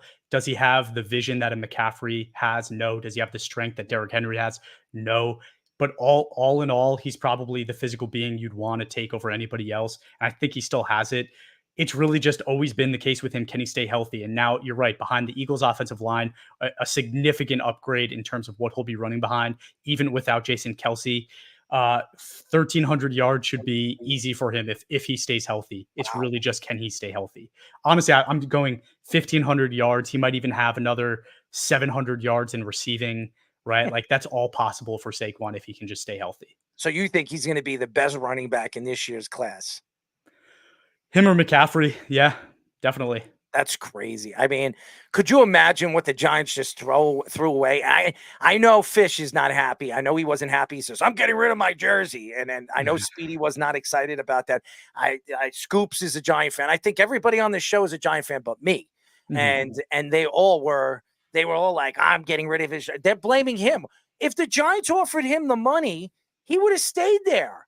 But the Giants were being cheap. They were just saying, you know what? Running backs shouldn't be getting paid $14-15 million. Okay, then why is Christian McCaffrey making that money?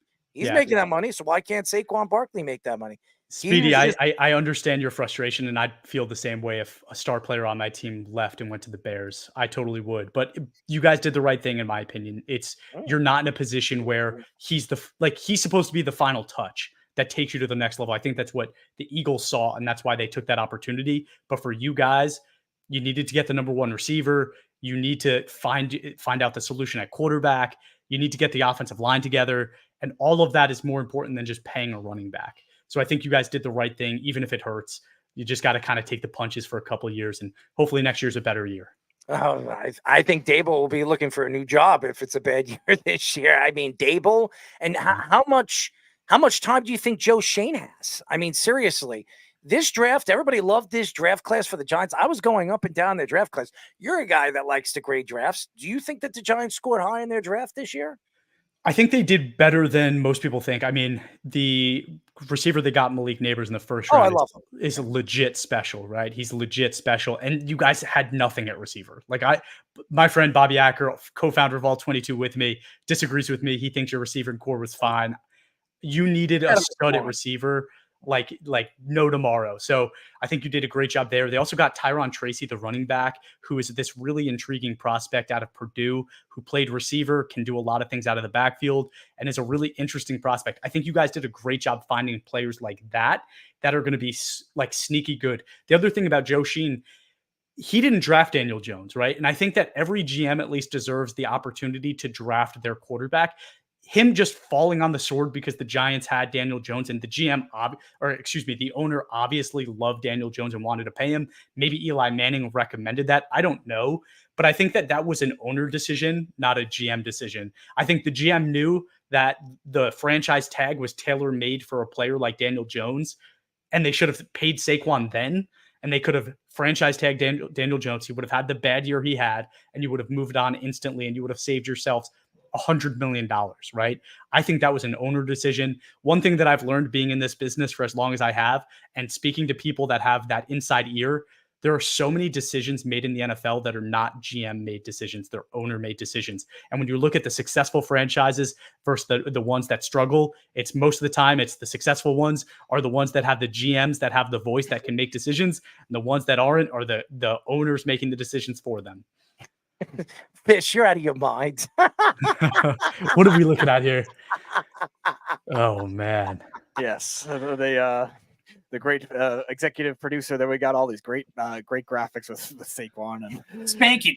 Yeah, that's how a lot of Giant fans are definitely feeling. So I wanted to ask you about the rest of the draft. Like, any first round picks that you did not like for the fit or for the value of their teams, and maybe a third or day 3 pick that you did like and think could be like a Pro Bowl, all pro type player. Yeah. I mean, I like I had said earlier, I really didn't like the Brock Bowers pick. I thought that was a bad decision for a team that needed to do a lot more. But it was like, I think teams are getting a lot better at drafting with the amount of information they have now, right? They're just making better decisions. Like you looked at what the Steelers did with Fautanu, the tackle. You look at what the Bengals did with Mims. Like these are great fits for those teams. And these are picks in the late teens and 20s, all the way to the Cowboys with Tyler Guyton. Like teams are starting to do a much better job knowing what they need and then finding the player that can fit into the scheme much better. And again, it's because there's so much more information being provided to them. And that's partially due to PFF, who we partner with, giving them that analytical grading. So those are all picks that I really like. I thought it was a great draft. Guys that I liked later on, I liked Cade Stover, the tight end that went to the Texans. I think that could be a sleeper for the Texans. I really liked a couple other guys. The center that from West Virginia that ended up going to Zach Frazier, went to Pittsburgh. Tremendous fit. And there's a thing with Steelers centers. They all go to the Hall of Fame. So definitely if you're playing all 22, that's a guy you want to target because he'll crush it for you. But it really was. It was like this perfect offensive lineman draft where every single offensive lineman gets taken. The Steelers had the best draft, in my opinion.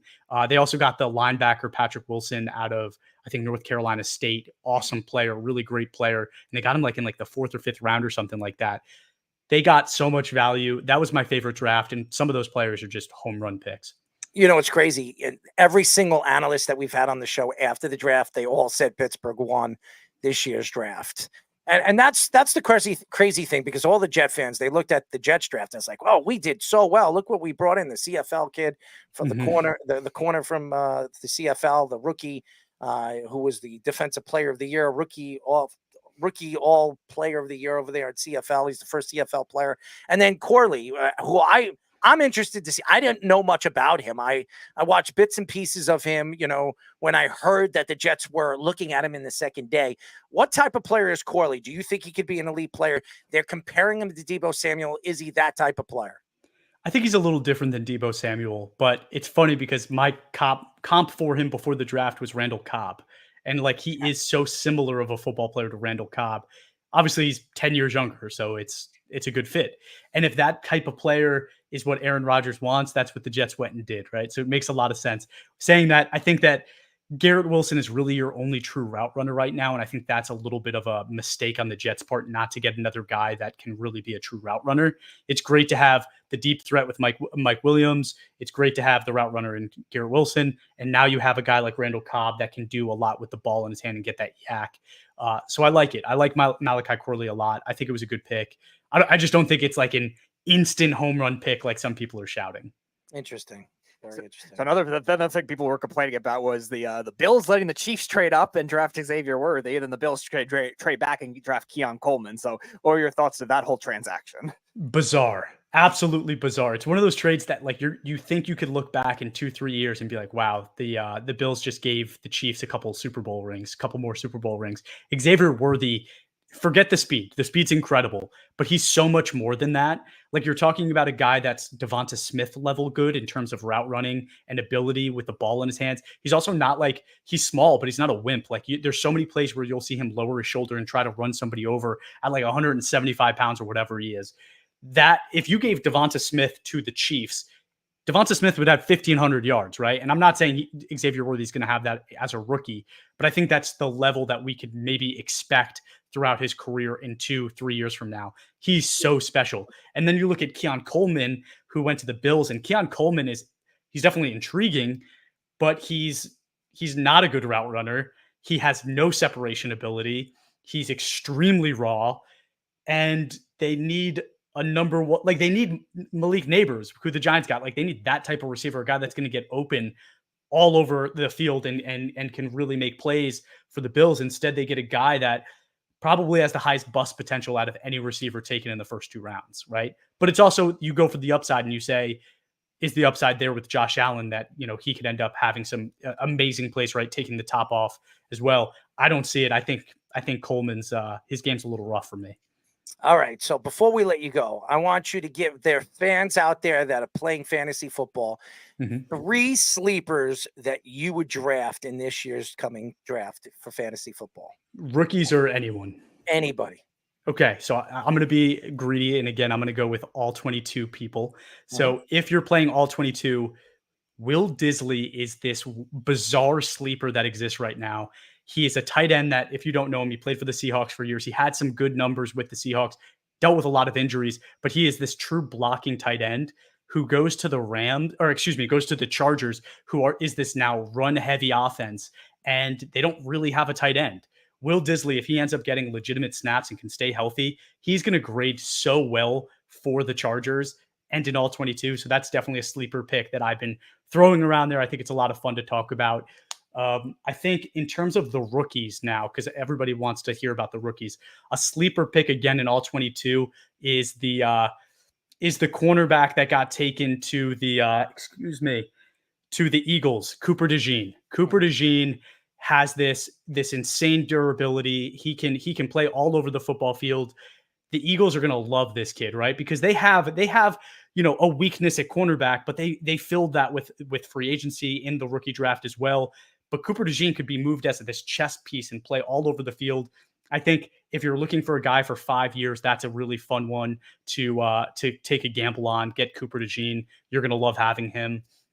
And then I guess one more, quarterback, right? Let me do a quarterback.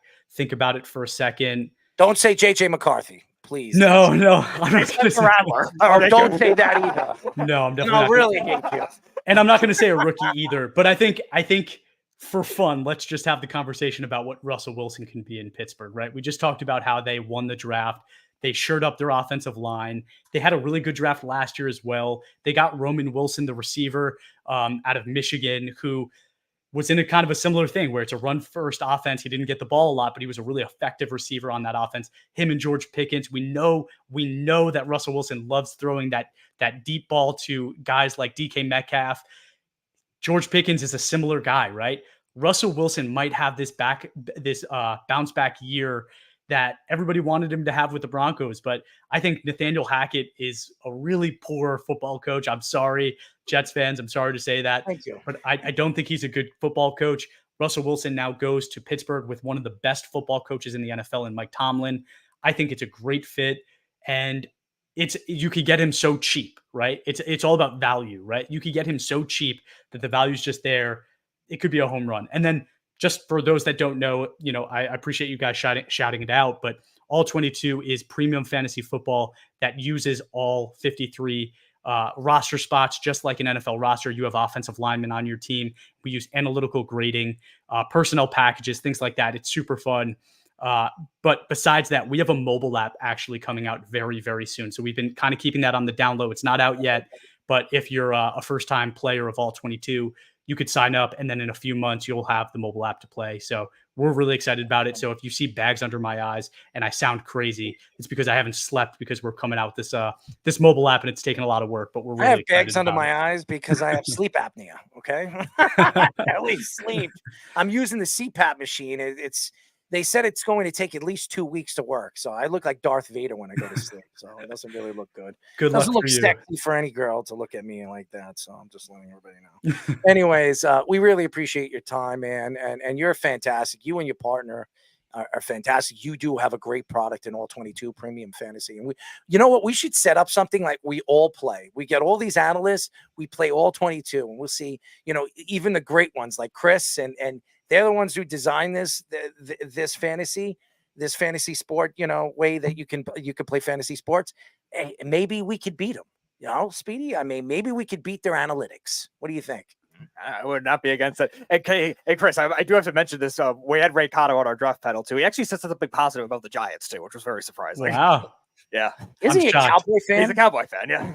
But guys, I would love to have you come play anytime. I'll set up a league. I'll play against you. And the fun part about All 22, guys, is you guys debate football all the time, right? And you're talking about Jets and Giants fans debating. This is your opportunity to prove you can build a team better than PD can, or the other guys you guys. I know how to draft, okay? When it comes to fantasy, when it comes to football, I'm a pretty good drafter. All 22 puts the money where your mouth is. That's why you play it. 53 men. I'm all ready for it, okay? Let's do it, you guys. set it up. You set it up. Me, you, Cotto, everybody. We'll get all these different analysts. Well, Speedy, reach out to all the guys. We'll get all the top guys that have been on our show. Reach out to them and see if they'll play. And we'll go against them. We'll see at the end of the year who's on top and who's on the bottom. We'll have to get our friend John Daigle in too. John Daigle, he's one of the best. He's one of the best in the business. Bring them all. We'll get like 10, 12 guys. Okay. Maybe Ray and I will even sponsor a prize for the winner. All right. Let's do it. It'll be fun. It'll be fun, and we'll see. We beat the guys that built this game. That would be fun. I mean, these guys are analytically, they sit there and they study these guys, so it'll be fun, and we'll have to be a little bit smarter and do our studying before the draft, Speedy. So I think it'll be fun. So let's do it. I love it, guys. All right, Chris. So Speedy's going to reach out to you. We'll set something up, and I'm ready to go, man. I'm ready to go. Awesome. I appreciate you guys having me on. Absolutely. Check out All 22. By the way, they have an app coming out very, very soon. So if you're a fan of fantasy sports, now you have it right at your fingertips, just like ESPN, just like any of those fantasy. Even DraftKings has their own app. Now, All 22 has their own app. So shout out to Chris and Mr. Cotto. And hey, look, their product is as good as anybody's on the market. So we love them. They're fantastic, great personalities, and they know their stuff. So Speedy, keep in touch with them, and let's do it. Yeah, I was because it's funny because I was always meaning to try it when Chris, I think, was first on the show. The way he described it, always the concept always seemed interesting to me. And I think when we had them on the show, like our drafts were already done, so I wasn't thinking about it at that time. But now that both of them are on right now, like it's right around the time, about a month from now, we'll be setting up fantasy leagues. You know, this is an interesting story, and we're going to get Fish involved with this story very soon. But Jason Kelce said on New Heights, on the podcast, on Tom Brady, that he outsmarted people during the Deflategate scandal in 2014. He also added on this story that he is he's in favor of the concept of deflating footballs, saying it doesn't matter how much air is in them. He also added that it made absolutely no difference in the AFC Championship game versus the Colts as they won 45-7. So a very interesting story. Okay. And and Travis said some interesting things, and we will get into that in just a few moments. But you know, Deflategate with Tom Brady was such a big story. And Tom Brady, I mean, he broke his phones, he got rid of his phones, and everybody was like, "Oh my God, what a catastrophe!" And then they investigated it, and then Tom Brady was suspended by the NFL because of the whole scandal with Spygate, and it wasn't Tom Brady's fault; it was the Patriots' fault. It was Bill Belichick's fault for cheating the way he did in those years. But because Roger Goodell was very close with Robert Kraft, they got rid of the tapes. And guys, you got to check out The Dynasty. It is fantastic. It's on Apple. If you guys want to see the inside scoop of what happened with the whole Spygate and even Deflategate, it's definitely inside scoop of what happened, even the Aaron Hernandez thing. But, you know, when you hear Jason Kelce come out and say that, and he was for the Deflategate, he obviously stuck behind the whole Tom Brady thing. And Tom Brady makes a joke about it. He was on the Netflix, what do they call that? The roast, or whatever the hell they did over there. And they made fun of it. Obviously, Hart said it. A bunch of comedians brought up the whole Deflategate. Listen, I'll sit here and I'll argue my points about the whole Deflategate. I don't think that Tom Brady should have been suspended for 4 games. I don't. And even if he deflated the ball, the only reason why that came out was because of what they did to Baltimore. And Bill Belichick was the king of finding ways of schemes, even though it wasn't considered illegal. It would be an illegal motion the way they ran through their offensive side of the ball. So when that happened and they beat Baltimore, what did Baltimore do? They reached out to Indianapolis and they complained to Indianapolis, and Indianapolis investigated the whole Deflategate. They followed the ball boy, whatever his name was, and they saw him go to the bathroom with the balls. And why was he in the bathroom? He was deflating the balls. So, I mean, it's interesting when you hear an ex-NFL player, now an all-world center, saying that, because he's the first one to touch the ball at the line of scrimmage. So, and he's telling you that he thinks that it should be allowed. Depending on I think if you're the home team, you should be allowed to do whatever you want with the balls. I think that if you're the home team, that's an advantage you have. You decide how hard the ball should be, depending on the game. But very interesting story. Travis Kelce also added, he took shots at Fox Sports, saying that Greg Olsen they did dirty for Greg Olsen, replacing him with Tom Brady as the lead NFL analyst. I agree with him. I agree with Travis Kelce saying that, because I thought Greg Olsen was fantastic. Even in the Super Bowl, what was it, a year ago? He was great. He really was. And Greg was also interviewing for coaching jobs as well. This offseason, he interviewed for the Carolina Panthers coaching job. He didn't get it. But I would agree with Travis Kelce, because when you look at a guy that has been in this business for the last couple of years and really built a name, and Tom Brady, who's never done it before, I understand he's the GOAT in everybody's eyes. He's the greatest football player to ever play the game. But he doesn't have that background in it. Look at Drew Brees. Look what NBC did to Drew Brees. Right. They signed him and then they fired him in a year because they didn't think he was any good. But because he was Drew Brees, they gave him the contract. Did they have to pay him up full? I guarantee you they paid him full before they got rid of that contract. So the problem is with this story is we don't know what it entailed. What was the deal? How did it work when they decided to give Greg Olsen or tell Greg Olsen you're going to have to step down, and we're giving the reins to Tom Brady. So I agree with Travis Kelce on that. Jason also, after announcing his retirement in the offseason, now will join Monday Night Football. I think it's a great move by Jason Kelce. I think Jason Kelce is going to be great. I think he's going to be a great analyst.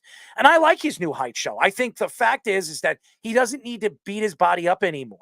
He has a chance to make a lot of money doing his podcast with the endorsements and all the different things that they're going to get out of it, not only through the endorsements, but radio deals and all that other stuff. And now he has a chance to really put his personality right on television. I think he has a great, knock and knack. That would be the best word. A great knack for television because of the faces that he makes and his personality. He's like a big bear. So I love the fact that Jason Kelce is going to be a part of Monday Night Football. I think it's going to drive his podcast. It's going to drive his product to really take off even further than it is today. Yeah, you also look at the player personalities really being an impact in not just play-by-play broadcasting and color commentary, but also in general with these pregame shows. That's why somebody like Gronk and J.J. Watt are on all these studio analysts as the pregame show and postgame show for Fox. And I think that's what the NFL is kind of transitioning into. Because you mentioned Drew Brees. Drew Brees, I don't know if he was given necessarily a fair chance, but he didn't really have that same kind of flair that somebody like a Gronk does or a Jason Kelce does. Remember how bad Jason Witten was on Monday Night Football as an analyst. He was so bland, and they had to get rid of him after a year. I think the Raiders brought him in. John Gruden brought him in his first year there as a backup tight end because he was 38 years old. But they need that kind of personality, and I think Jason Kelce definitely fits that kind of thing. And Greg Olsen, I thought, definitely fit that kind of thing as well. Something about the tight ends, I think that position really, Travis Kelce has a great personality. Something about that really works with the flair. I don't like Travis Kelce on the show. I think he's really reaching on some of the things that comes out of his mouth. I think Jason really studies it. Travis Kelce was the one that wanted to start New Heights. Jason Kelce really took it over and really made it his own. And I think he was sensational on the show. I don't know if anybody's checked out New Heights, but if you sit and you listen to him, he tells a lot of great stories. Travis, he falls into the conversation. He's not the lead guy. And I think when Travis Kelce decides to walk away from football, I don't know if he could do television. Maybe personality-wise, he could be the color guy, but he's not going to be like the quarterback. I could see a guy like Jason Kelce becoming that guy, that color guy on Fox Sports, or he could be that color guy on NBC at night on, what do they call Sunday Night Football. I could see Jason Kelce being that guy. I don't see Travis Kelce. And I think that's why Travis Kelce signed an extension, because I don't think he has that in his background when he decides to retire. As far as the Deflategate thing, at the time I was thinking that Tom Brady ended up being involved in that process. Jason's right. It did not matter for the score of the game. The Patriots always blew out the Colts. That particular identity, especially when Andrew Luck was there, they always dominated those games. And it was obvious they were going to win by double digits. I think it's 45-7 in a snowstorm, but nevertheless, it didn't matter in that game. But the process of it at the time I did think was flawed, because you were even saying the Ravens were referencing it. There were other teams that were referencing it during the regular season, but it turned out to be nothing. Obviously the court case disproved it all, and that kind of thing. I'm not going to say I'm going to encourage it, but that kind of thing shouldn't be taken as heavily as it was. I think with football, and I'm going to say this again, if you're a home team and you're the home team and you have the opportunity to decide how you want to deflate or inflate the balls, you should be allowed to do it however way you want it. Okay. And if you're the away team, you can't do that. So I think the home team should have the advantage. That's why you're the home team. So that's the only thing I would look at. And I agree with Jason. I think if you look at it, who cares if the ball was deflated? Obviously, Tom Brady had a better game, but I don't think that would have made a difference. Even if the balls were inflated or deflated, I think Tom Brady wins the game no matter what. Right. So it really didn't matter if it was deflated or inflated. But again, the NFL, and obviously Roger Goodell was trying to fix up the problem that he built with the whole Robert Kraft thing, because he destroyed the tapes, or Robert Kraft destroyed the tapes, and they didn't drop the hammer on Robert Kraft after they decided to destroy the tapes. So to me, that was why everybody was so upset with the whole Deflategate situation. Fish, I do like that graphic, by the way. Well, I think that Jason Kelce is far more engaging. I agree, Errol, than Travis. I don't really care for Travis as much. It has nothing to do with Taylor Swift or anything like that, who I somehow forgot to put in the graphic for this, because this is more Jason Kelce story. Jason Kelce is the man, and I'm so happy he's not playing for the Eagles anymore. He's one of the best centers of all time. He was just faster than everybody, and I think what we're getting now, and I hope we get more of this. The offensive and defensive linemen, we have them on as guests. They're fun. They're interesting. They're wild and crazy. And that's going to make for good television. Better than some ho-hum quarterback going like diagnosing the play like we saw with Drew Brees and some of these other guys that just really didn't take, as we mentioned earlier. I think it's really important that you realize that football is a game where everyone's trying to get every little advantage, even at the high school level. We are always changing signals at the high school level just to make sure teams don't know what we're doing. We have all sorts of dummy calls. You change it at halftime sometimes. You have to do those things. Everyone growing up playing football knows that there's a gamesmanship aspect of it. And a lot of people, and Jason Kelce seems to be included in this, just think it's more gamesmanship, deflategate, and especially Spygate. He backed up Belichick on that. Now, Belichick skates that line, but it is that line of gamesmanship. Some people believe if you're not cheating, you're not trying, or if I said that backwards, I don't even know. But all I know is that Belichick did it his whole career. And Belichick won a lot. Taking an advantage. It's always about having an advantage against the other team. And Bill Belichick was always the guy that found a way, even though it wasn't a law or it wasn't in the rule book saying that you can't do it. He found a way that it worked for their benefit. So I don't think that's cheating. I think he just found a knack in the rules. The rules. I'm sorry. So that's what I think.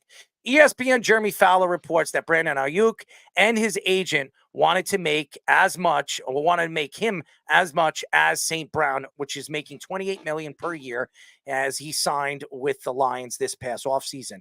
Here's the thing with the whole Brandon Aiyuk thing. Brandon Aiyuk, and you heard it from Chris Lombardi, he thinks he's one of the best wide receivers in football. And statistics and PFF or whatever the statistics that they use to show what type of player he is, he's as dangerous as anybody on the field. The problem with Brandon Aiyuk is you just gave Deebo Samuel a huge contract. You're paying Christian McCaffrey a lot of money. And what are you going to do with Brock Purdy in a couple of years when he is going to want an extension? I think in 2 years, he's going to be up as a free agent. Remember, he was the 7th round draft pick. How many years does he have left on that rookie contract before he's going to want a big time deal? So they're going to have to make a decision with Brandon Aiyuk. And just like Chris Lombardi said, you bring in Pearsall. Pearsall is a good young wide receiver. Some people say he's not as flamboyant as a Brandon Aiyuk, a guy that can go up there and run the routes that Brandon Aiyuk can, but he's strong and he has the ability to make plays in the open field. So again, Brandon Aiyuk is a trade chip. Now, this year they have a chance to win a Super Bowl. They find talent in all different places. I think it was a good move by them. But again, you're going to have to pay this guy. And I don't think they're going to have the money to pay him. Now, there are other teams out there that could be looking for a wide receiver. The New York Giants were one of those teams before they brought in Malik Neighbors. They still have the money, next year. If they really want to bring in a Brandon Aiyuk, they could. Now, right now, if Brandon Aiyuk has a good year, you obviously franchise him again, and then you move him and you try to get as much as you can. So that's back-to-back years. He's putting up top-end wide receiver numbers. Then you look at Brandon Aiyuk and say, okay, you can consider him as a top 5 elite wide receiver. I don't think he's elite yet because he's only done it one full season as an elite wide receiver. Last year was his best year as a wide receiver. If you look at it, Brandon Aiyuk last year, well, I don't have his numbers up in front of me right now, but in 62 NFL games, he has, where is it? I'm sorry. There it is. Coming up right now. All right. So here's the stats. In 16 games, 75 receptions, 1,342 yards, 7 touchdowns, second team All-Pro, snubbed from the Pro Bowl. Obviously, who cares about the Pro Bowl? 4-year NFL career. So, and his career, he has 3,931 yards. If you look at those numbers, is he worth $28 million? No. 4 years and 62 games, he has 3,931 yards. I wouldn't say, though, that would tell me he's an elite top-end wide receiver because there are a lot of wide receivers that get 1,000 yards a season. A lot of wide receivers. As a matter of fact, last year, if I'm not mistaken, over 11 players or 12 players had over 1,000 yards. To me, Brandon Aiyuk had his best year last year, as well as he should, because it was his final year of his contract. So now he gets franchised. He is going to want that $28 million. Maybe even if this year, if he has another big year where he has 1,400 yards and 10 touchdowns, he might want 30 million or 32 million. So to me, he's still making, what did he get? A franchise, 25 million. So he's making $3 million less than he wanted. The same thing as Saquon Barkley. Saquon Barkley last year signed, took the franchise tag, and there was incentives added to it. Saquon couldn't stay healthy, so he didn't get the incentive type of money that he thought he was going to get, which could have been up to 14, 15 million. Saquon wanted an extension. He wanted a long-term deal because he wanted to stay put. He wanted to be comfortable where he was. I think that's what's going to happen with Brandon Aiyuk. Brandon Aiyuk is going to have a good year.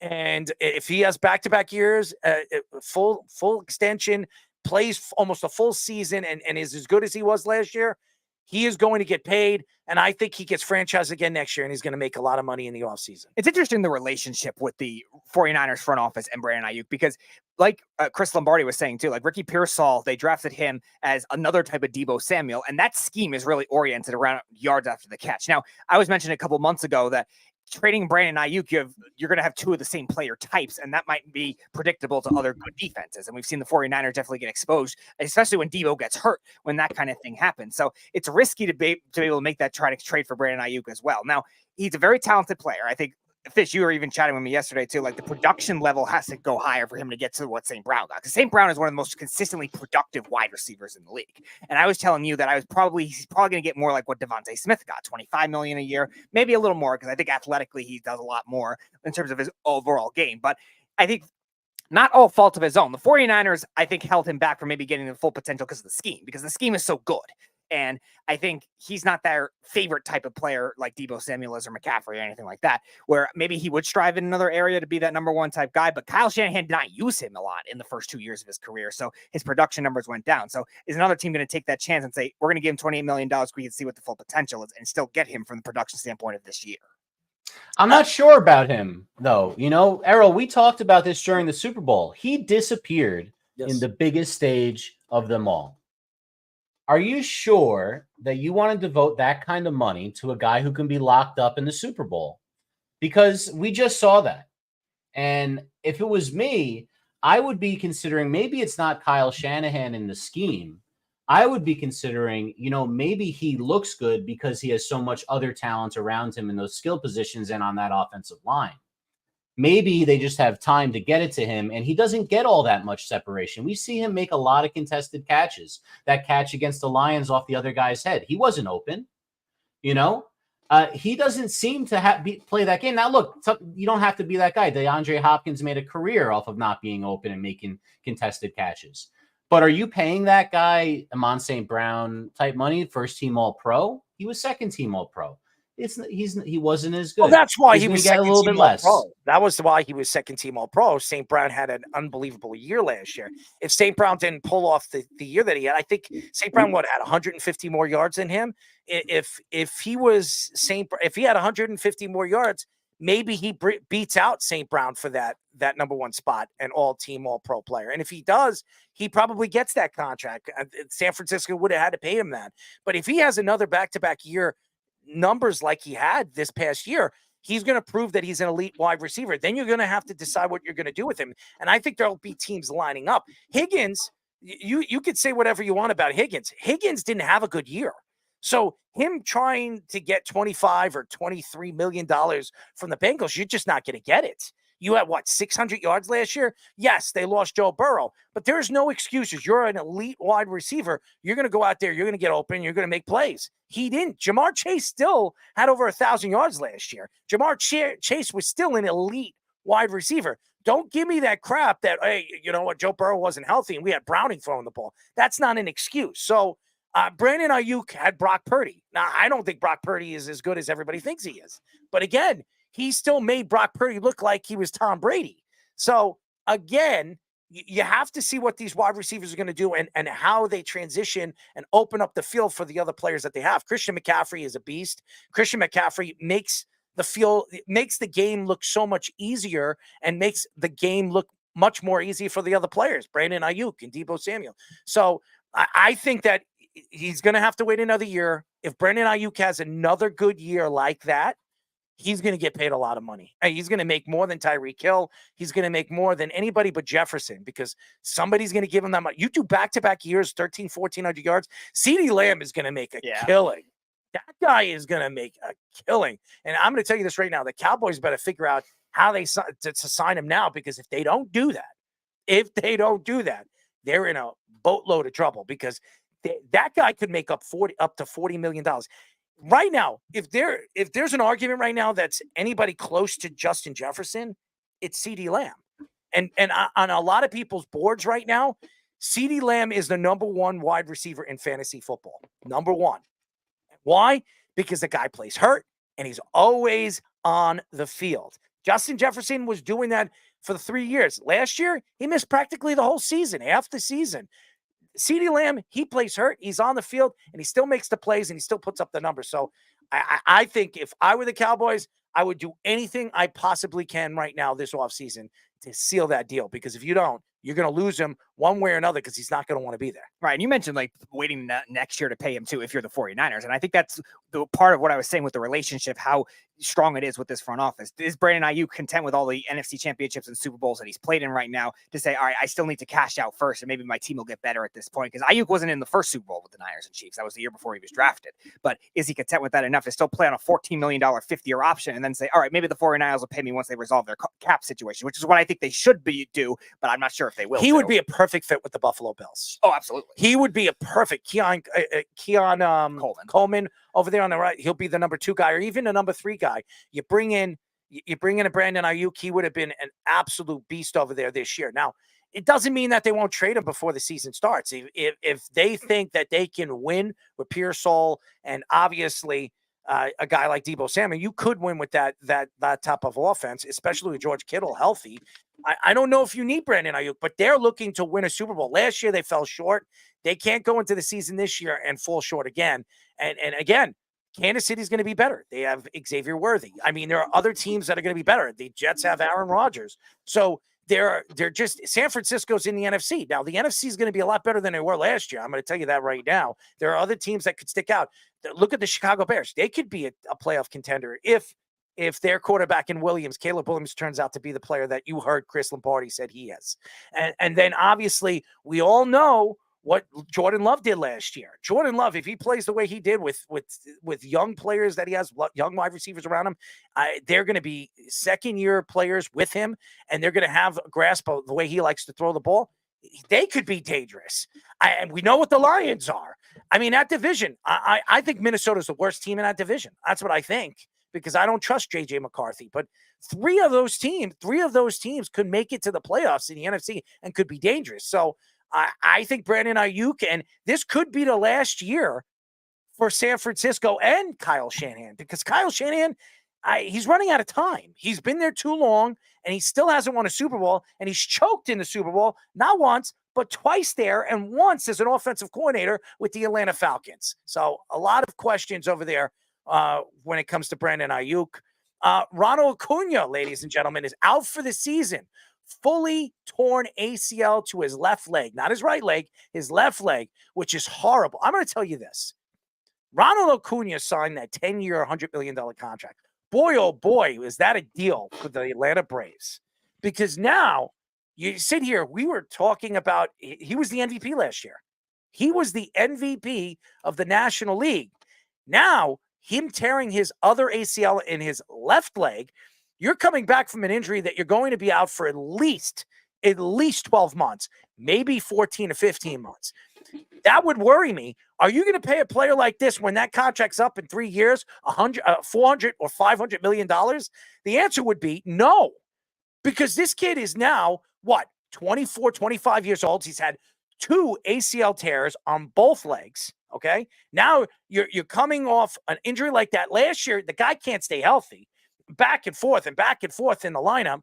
He is an unbelievable talent. He really is. He's one of the best defensive players in the outfield, the center fielders. One of the best I've seen in a very, very long time. Mike Trout would come to my mind as the last talented all-around player, 5'12" player in center field that can hit for power and do all the things that he can do. This injury is terrible. It's terrible for the Braves. The Braves have lost their best pitcher and their best player in what, 2.5 months?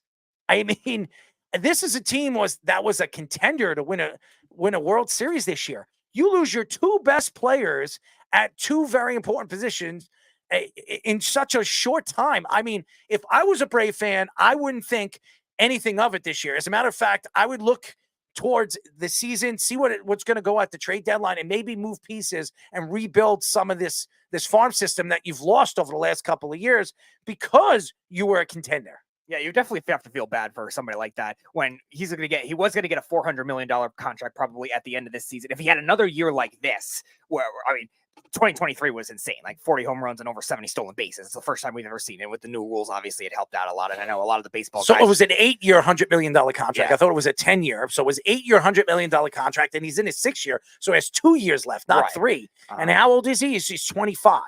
So 25 years old. In 2 years, he's 27. Right. I mean, that would worry me if I'm a team. Now, it won't worry the Mets. I mean, the Mets are going to go out there and they're going to open up their pockets. If they're not going to get Soto or they're not going to get Trout or they're not going to get any of those players, they're going to have a chance to go after Ronald Acuna because we all know the Braves, they don't like to pay players top dollar. So one way or another, we've seen Freeman go. They let him go. He goes to the Dodgers and goes with deferred money.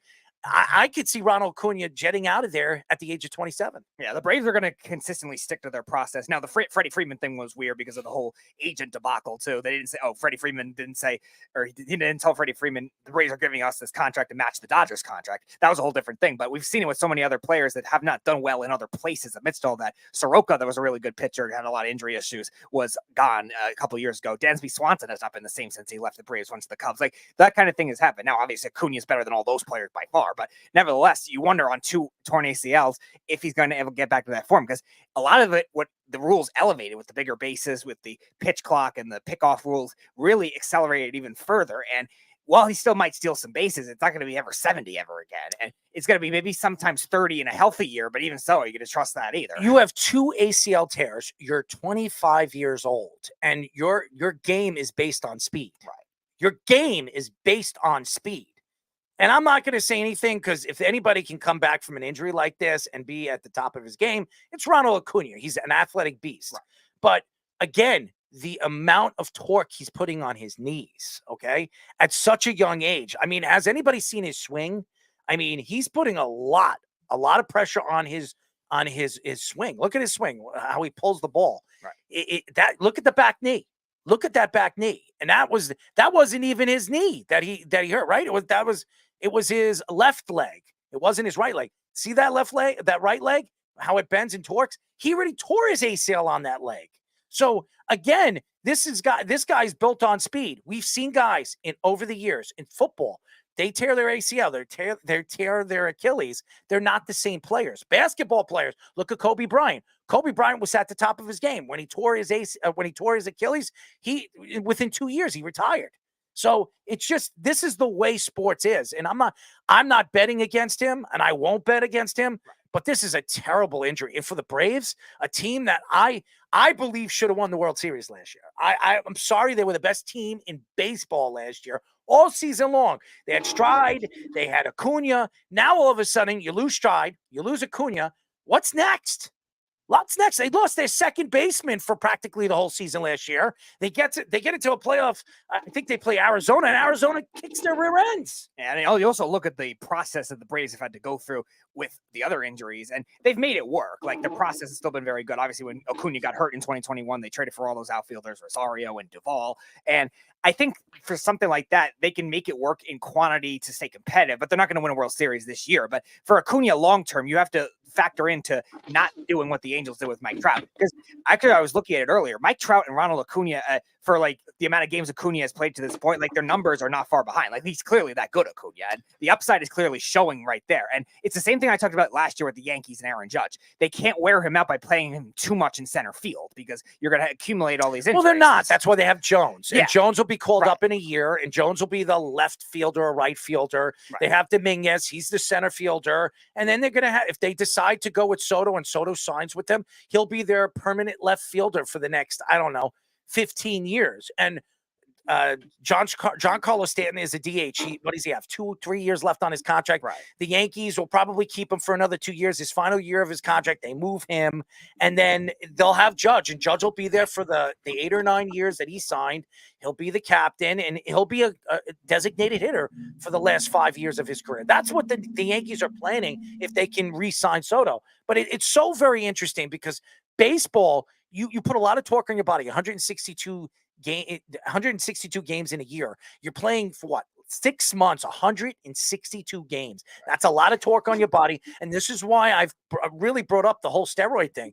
And this is why a lot of athletes, a lot of ex-baseball players came out and said that steroids should be allowed. HGH should be allowed out. You're going to tell me this. If Acuna was taking HGH and he was getting it put in his knees, do you think he tears his ACL? The answer is no. He would not have teared his ACL. These guys would still be on the field and they'd still be playing. And that's the thing. If you're going to pay all that money to go to ball games, you're paying $300-$400 for a ticket for you and your son to go, and then you got to pay for food, and then you got to pay for parking. At the end of the day, you're spending $1,300. I want to see my best players. I want to see my favorite players, but you're not going to get a chance to see Ronald Acuna because he's out for the season tearing his ACL. That's a horrible, horrible loss for the Braves. Horrible loss for baseball, by the way. And it's just sad. It really is, because for years, we say the Braves are so changed. Everybody keeps talking about the Mets. Look at the Braves. The Braves have had great pitching. They've had great lineups. They've had great players. They've had great farm systems. They could never get over the hump. They've won how many World Series in the last 20 years? Two World Series in 20 years with all those great teams and all those great. They had Greg Maddux, Tom Glavine, John Smoltz. They had all these pitchers. I mean, you could go Brandon Nagel. They had Denny Nagel.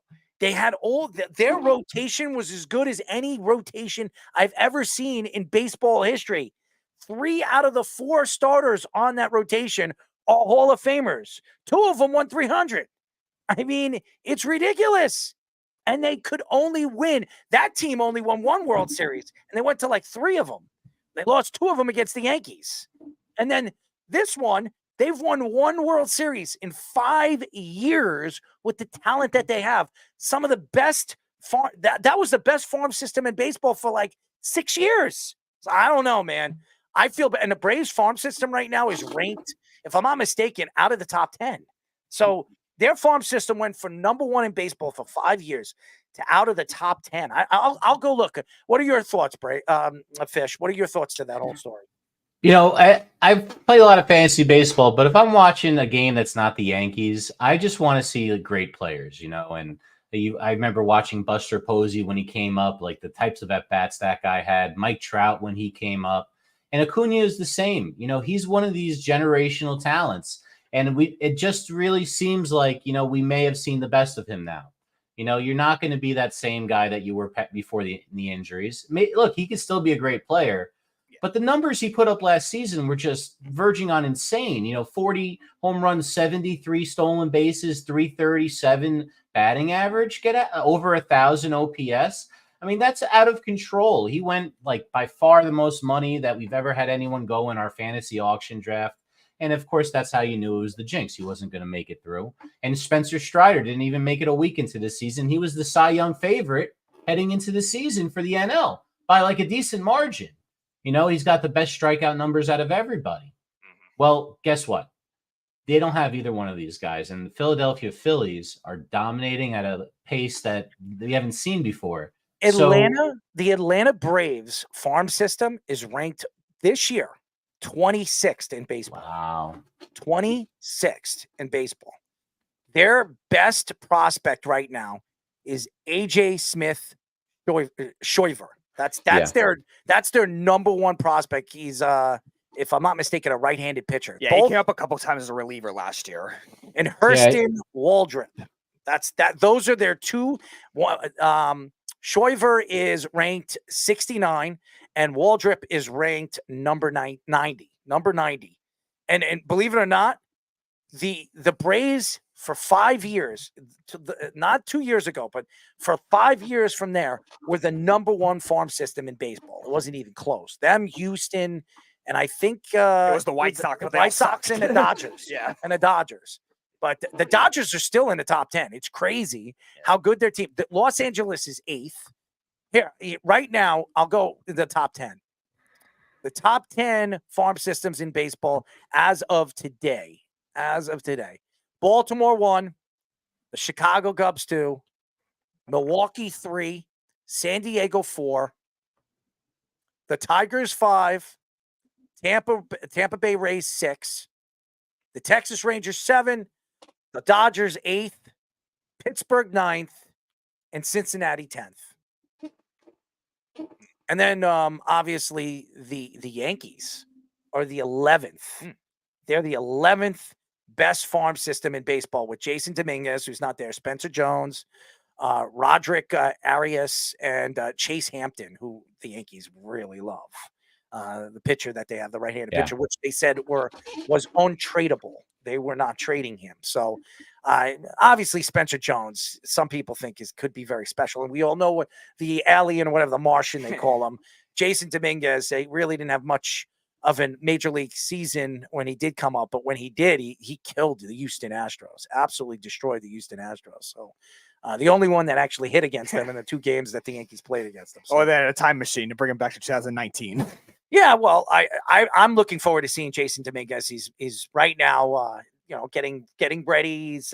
He's doing what do they call that? His rehab session for 2 weeks, and when he comes back, probably in the next 3-4 weeks, he's not going to start. He's not going to be starting a center fielder, but give it about a month, and he'll be the starting center fielder for the New York Yankees because he's a 5-tool player. He's a switch hitter.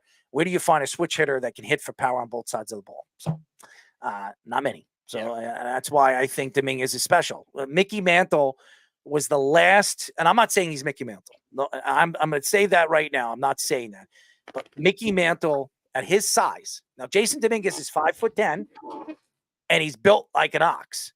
The last player that people compare, not his swing, but his style of game, his 5-tool ability, is Mickey Mantle, a switch hitter that can hit for power on both sides of the ball. And he's a defensive player. He's a really good defensive player, and he's fast, lightning fast, and very powerful on both sides. So, hey, if he's anywhere close to Mickey Mantle, the Yankees have him, Juan Soto, Aaron Judge. They still have Giancarlo there. And then they have this guy, Spencer Jones, who people think is another type of hybrid of Aaron Judge. I mean, could you imagine that? I think you gotta also talk about the Yankees pitching if you're going to talk about it. Their starters are lights out. Stroman's arguably been the worst of the 5, and he's been good. Clark Schmidt is having this campaign where he was an afterthought forever, and he may even make an all-star game. How good he's pitching right now. So, and that's without Garrett Cole, and Garrett Cole's going to be back in a month or so, less, maybe 2. They're saying they're saying a couple of weeks. I mean, he's already getting ready. He's throwing the ball. Who do you even put in the pen? Like, who goes to the pen? Do you do a 6-man rotation till the All-Star break? 6-man rotation. They're going to do that. Yes, probably, right? Yes. And here's another thing. And I know. And by the way, Keith says steroid prevents torn ACLs. Yes, they do. Now, not steroids, Keith. HGH, human growth hormones. Now, if these guys want to heal quicker, I just get a shot of HGH. It will heal the muscle. Now, they won't be at 100%, but it will definitely heal it. He could get back, actually play with a torn ACL if he takes HGH. If you're taking HGH, human growth hormones, absolutely, it would make that muscle stronger. So you're putting a lot of torque on that muscle every single day. If you're playing a double header and you're playing back-to-back games, that's a lot of torque on your knees. That's a lot of torque on your different ligaments. Yeah. So if you're taking HGH and you're taking human growth hormones, absolutely could keep you away from going to the IL. So yeah, absolutely.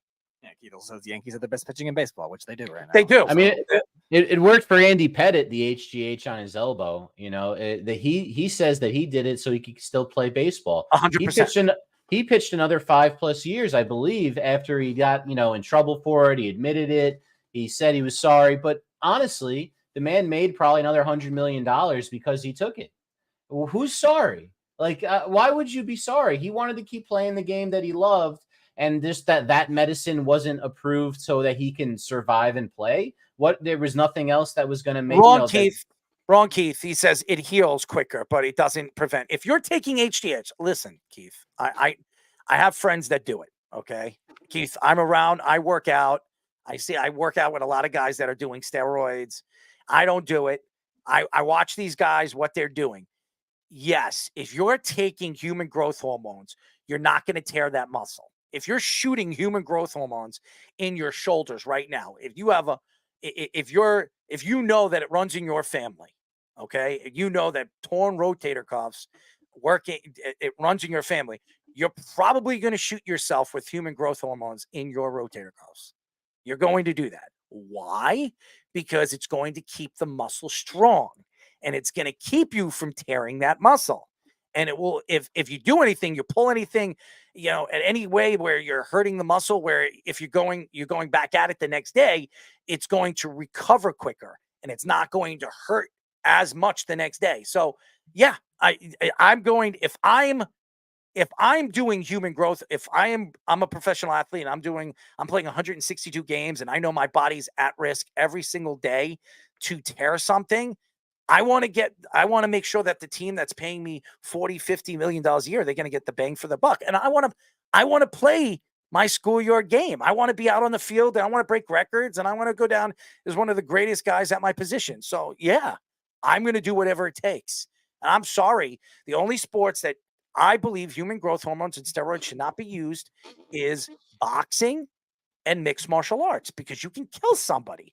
Football players, they beat the hell out of each other anyway. So, I mean, one way or another, they're running into you. And hockey players too. I just think that, those full contact sports like that, I'm not talking football's full contact, and so is hockey, but you know what I mean. But you have padding, you have padding in boxing. You do have padding in boxing. Oh, you're wearing gloves. Well, besides gloves, it's not on your body though. No, but again, that's why you train, and that's why you get yourself into great shape. But I'm just saying, boxing is a young man's sport. Okay, your best years of boxing are going to be, and I'm going to tell you this. When you break through and you win your first title. So usually you get your first title shot in boxing at the age of 23, 24. Okay. If you're a top end boxer, 23, 24, you're going to get your first title shot. I mean, unless you're Mike Tyson, who's 19 years old and he's just a wrecking machine, but there are not many guys like that. Usually it takes a couple of years to break through. You got to get up into the rankings. Boxing is different. Mixed martial arts, it depends on what you're going to bring in. The style make fights. And if Dana White thinks that your style is going to sell to the public, he'll put you in a ring against a champion, and you can get lucky. But usually you got to go up into the pipelines too. You got to move up in the rankings. So boxing and mixed martial arts are kind of the same from all the other sports, but you're putting players and fighters at risk when you're taking steroids, because yes, you're going to be more stronger. Yes, it does. Certain steroids give you more stamina. Certain steroids help you lose weight. Why do you think mixed martial arts fighters get caught with steroids? Because it's hard for them to dip. Usually, okay, it's all about weight classes. You want to dip as much weight as you possibly can. Why? Because you'd be stronger at that weight. So let's say I'm 230 right now. If I were to fight, I'm going to fight at 205. Why at 205? Because I'd be a strong 205 fighter. If I fight in a heavyweight division, these guys are benching 400 pounds. They're bigger than me. They're stronger than me. It's going to be very, very hard.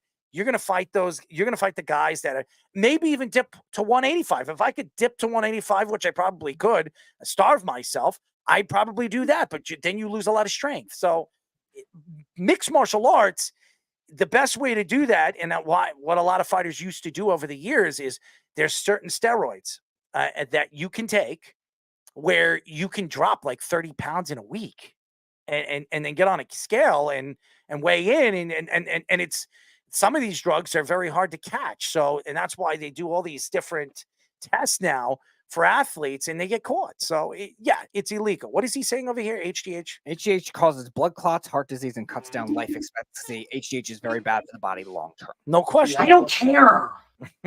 I think sometimes, like average people, like you see it like, and it seems like, oh, you're going to abuse it, you're going to hurt yourself. These guys are multimillionaires. They know how to take it. They can hire people to train with their body to cycle correctly. You just look at the sleep science, look at the other stuff that they have. There's probably chemicals that they have that make HGH look like that people have been using it for 10 years when the rest of, where some people still are, because it works. But they're going to, there's always, they check for something and the next thing will come out. If you take Tylenol too much, it can kill you. Okay. I mean, anything that you take that your body can't or is not meant for your body to handle can kill you. I mean, if you ate too much oatmeal, can it kill you? Absolutely, it can kill you. I mean, I don't know how, but I've never heard that somebody died from too much access of oatmeal. But with this world, you never know. I mean, most things can kill you when you do too much of it. But if you do it in increments and you build, listen, you don't think The Rock is doing steroids? Come on, guys. You're going to tell me that guy is natural? That guy is not natural. That guy's a human chemical. That's what he is. He walks around. That guy's head is huge. I mean, look at his arms. If you stand next to Dwayne Johnson, you're going to tell me that guy is not humanly big? I mean, that guy is a monster. That's not normal. He doesn't walk like that for real. So don't share a Wu-Tang pie with The Rock. What is he saying? BS steroids are very addicting. Any steroid is addictive. Any drug is addictive. Heroin's addictive. Cocaine's addictive. Smoking weed, even though they say it's not an addictive, it's the, what do they say? The nature's plant or whatever. No, they say that it's like the startup drug to get you into all the other drugs. Okay. So, which I don't, first of all, I don't believe. I think that's ridiculous, but. Yeah, Kenny would have been smoking those by now. Yeah, it's ridiculous. To me, and I eat oatmeal every day, LOL, no BS. Of course, The Rock takes steroids. Okay, yeah, but a lot of people don't. I have friends that tell me there's no way that guy is natural. That guy is not natural. Okay, so and The Rock is what, 50, 55 years old? Not even. I think he's only 50, 51. He's a little bit younger. He came in to wrestling. 52. He's 52. He's 52. Yeah. So he's 52. I'm sorry. I'm a school teacher, right? And I've always been against steroids just for one reason. Mm-hmm. It's because kids look up to the college and NFL players that take them, and they don't know how to cycle, and they don't know how to take these things, yet they're going to try to. And you end up seeing some really, crummy stuff happen to kids, and, cost them a season. If it gets out, that's the least of the worries, because they're not going to do it right. And that's the type of thing that I worry about. But if you're a professional athlete and you can earn millions of dollars by risking your health, aren't you risking your health every time you strap on football pads? 100%. Aren't you risking your health? Some guys get hurt all the time, doing anything. We just saw Acuna. He got hurt. You know how he got hurt? He was just leading off second base, doing nothing. No one touched him. That's what usually happens in sports now. It's non-contact. It's the turf. It's the field. It's all the pressure that you're putting in your knees. These guys are, Ronald Acuna probably started to play baseball at the age of 5. The guy's been running without shoes wherever he's from. Over there in Puerto Rico, I've heard so many different baseball players say that they didn't own a pair of cleats until the age of 15. These guys were playing with their bare feet, running from base to base, calluses and all that other stuff. I've heard Daddy Yankee, who was a semi-pro baseball player, come out and say that he never even owned a pair of sneakers until he became a hip-hop artist or whatever the hell he was, a reggaeton artist. The guy didn't have the money. His family didn't have the money to even put food on the table.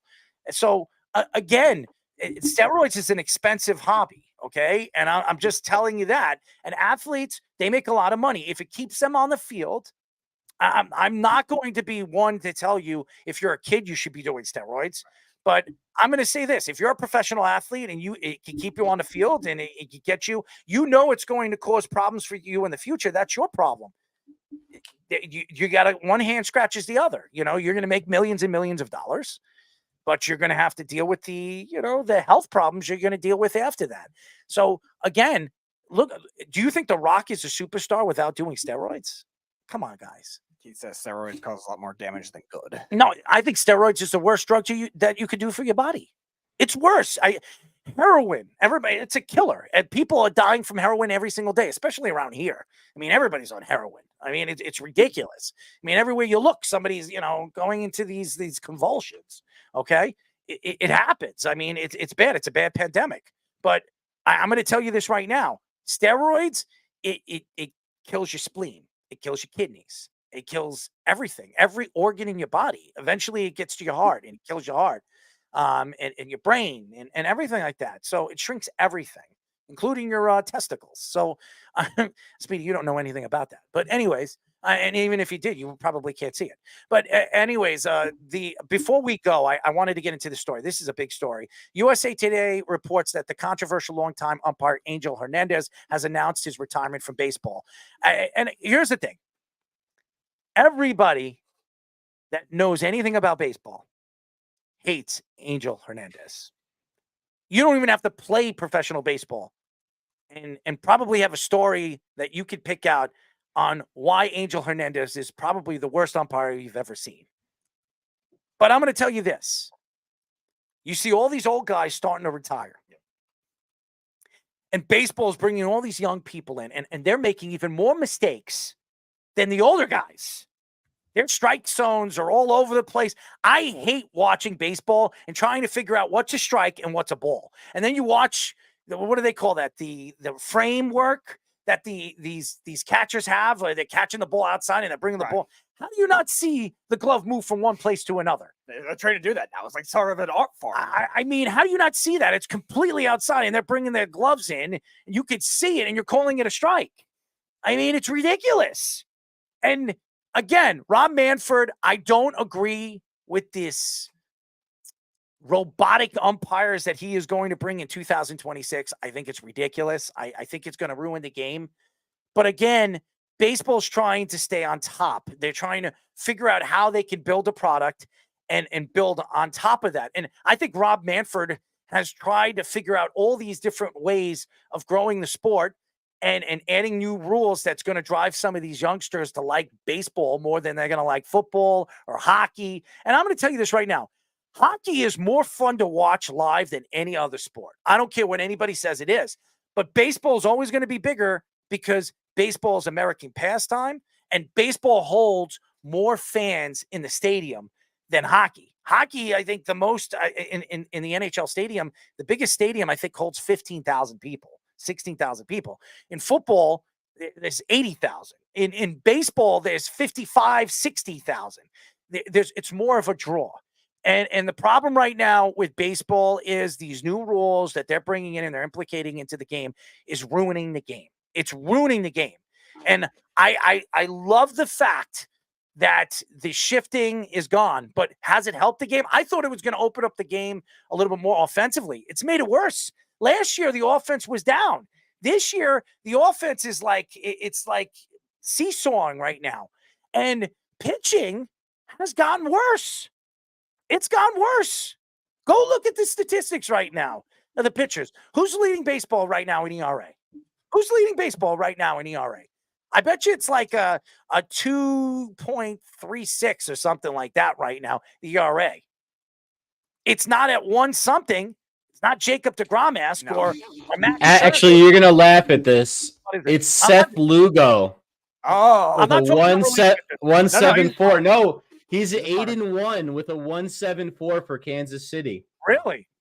Yep. I didn't know that. Who's the next guy? Who's the next guy? Probably Ranger Suarez is also 9-1 with a 1.75. Wow, I didn't even know that. Guys really low, but the biggest name that's surprising on this list, number 5, is Chris Sale 8-1 with a 2-1-2 for this Atlanta Braves team.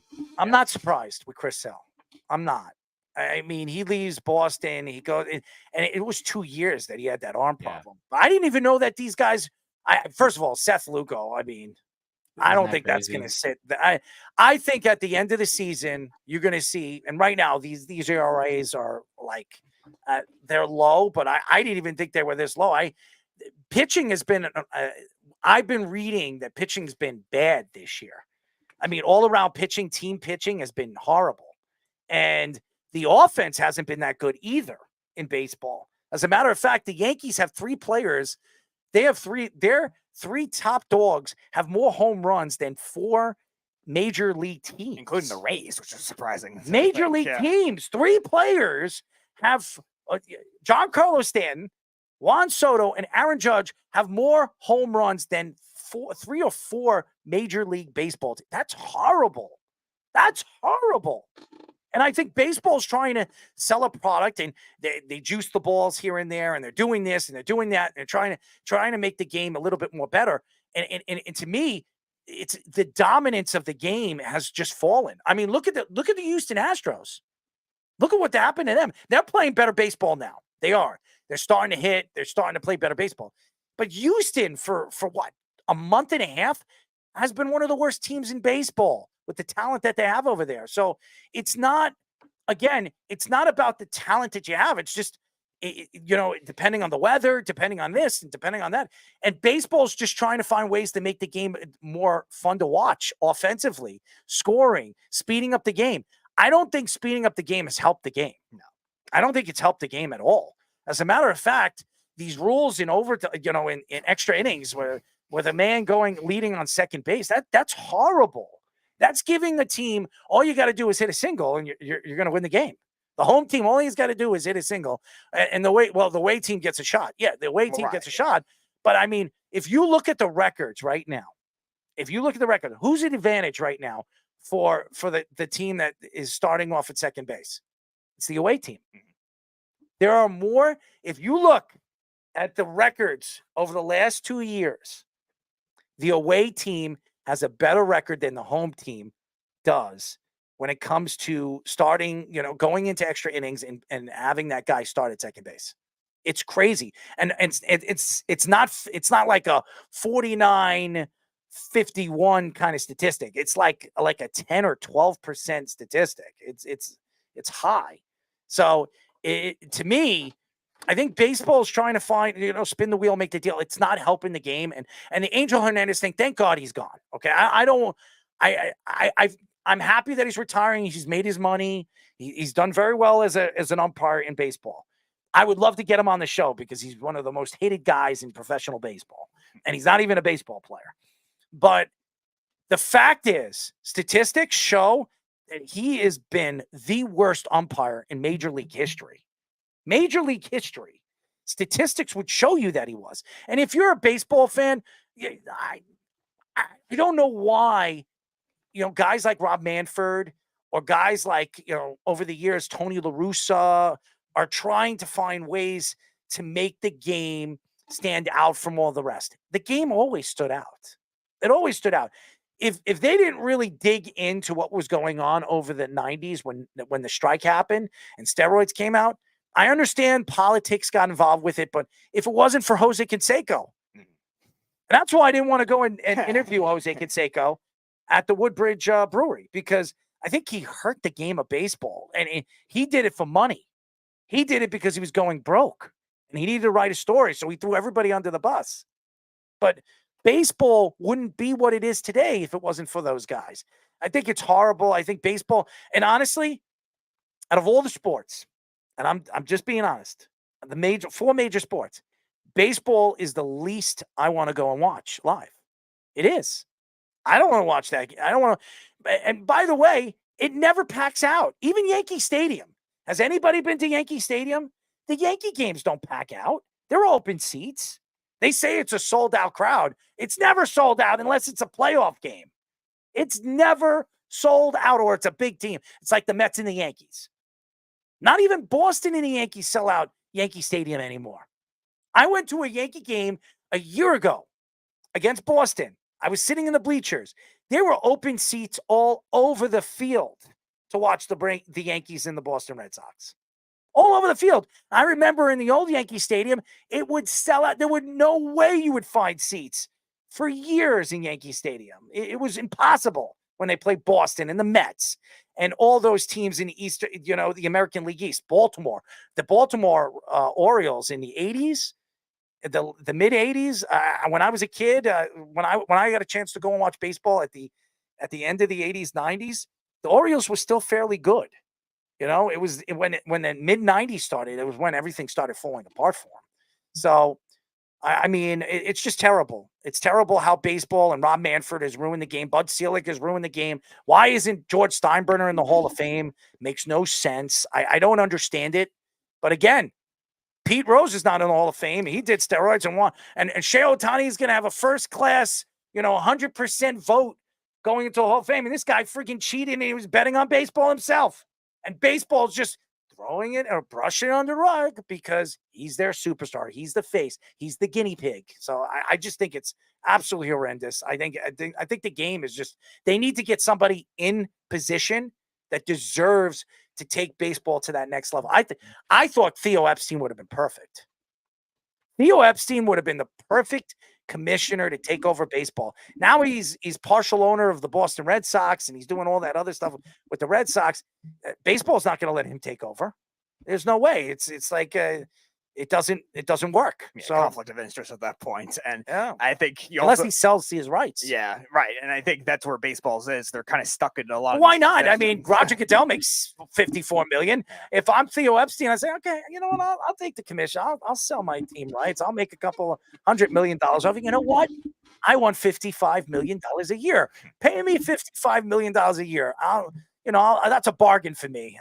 I'll part ways with the Boston Red Sox. And it's interesting because you're right. Baseball's always had this kind of conflict of interest, power struggle type thing with Rob Manfred and with Bud Selig as commissioners, with these owners that are very rigid as it is with a lot of these bigger market teams. And they're still having those kinds of issues where they're having competitive balance issues, having the issues with the rule changes. And now you see with these older umpires retiring, it's just not just him. We saw Joe West. We saw a bunch of others in the last 5 years alone, just because of the changes of the game. And like Fish, you were saying with these surprise ERA leaders in baseball, Seth Lugo, who had a nice year last year too, but is really good this year. Ranger Suarez, kind of same kind of player, kind of a fringe hybrid reliever that he sometimes was bad for the Phillies, sometimes good. 1.96 ERA. The metrics, the data matters to everything. And that's why these younger umpires are much more evolved to adjusting it. Angel Hernandez was below 70% of calls like 3 different times this year. And I do feel bad for him. Like he had a back injury. He had these other issues. You feel bad for him? I feel bad for like him as a person. I'm not talking about what he did as an umpire. Like he had LASIK surgery. He ruined the game. No. I'm not saying, I'm not justifying his umpire. I'm just saying like, hopefully everything is good with his personal life, more or less. I want to hear from Fish, and I want to hear from our friend Scoops on his thoughts of the whole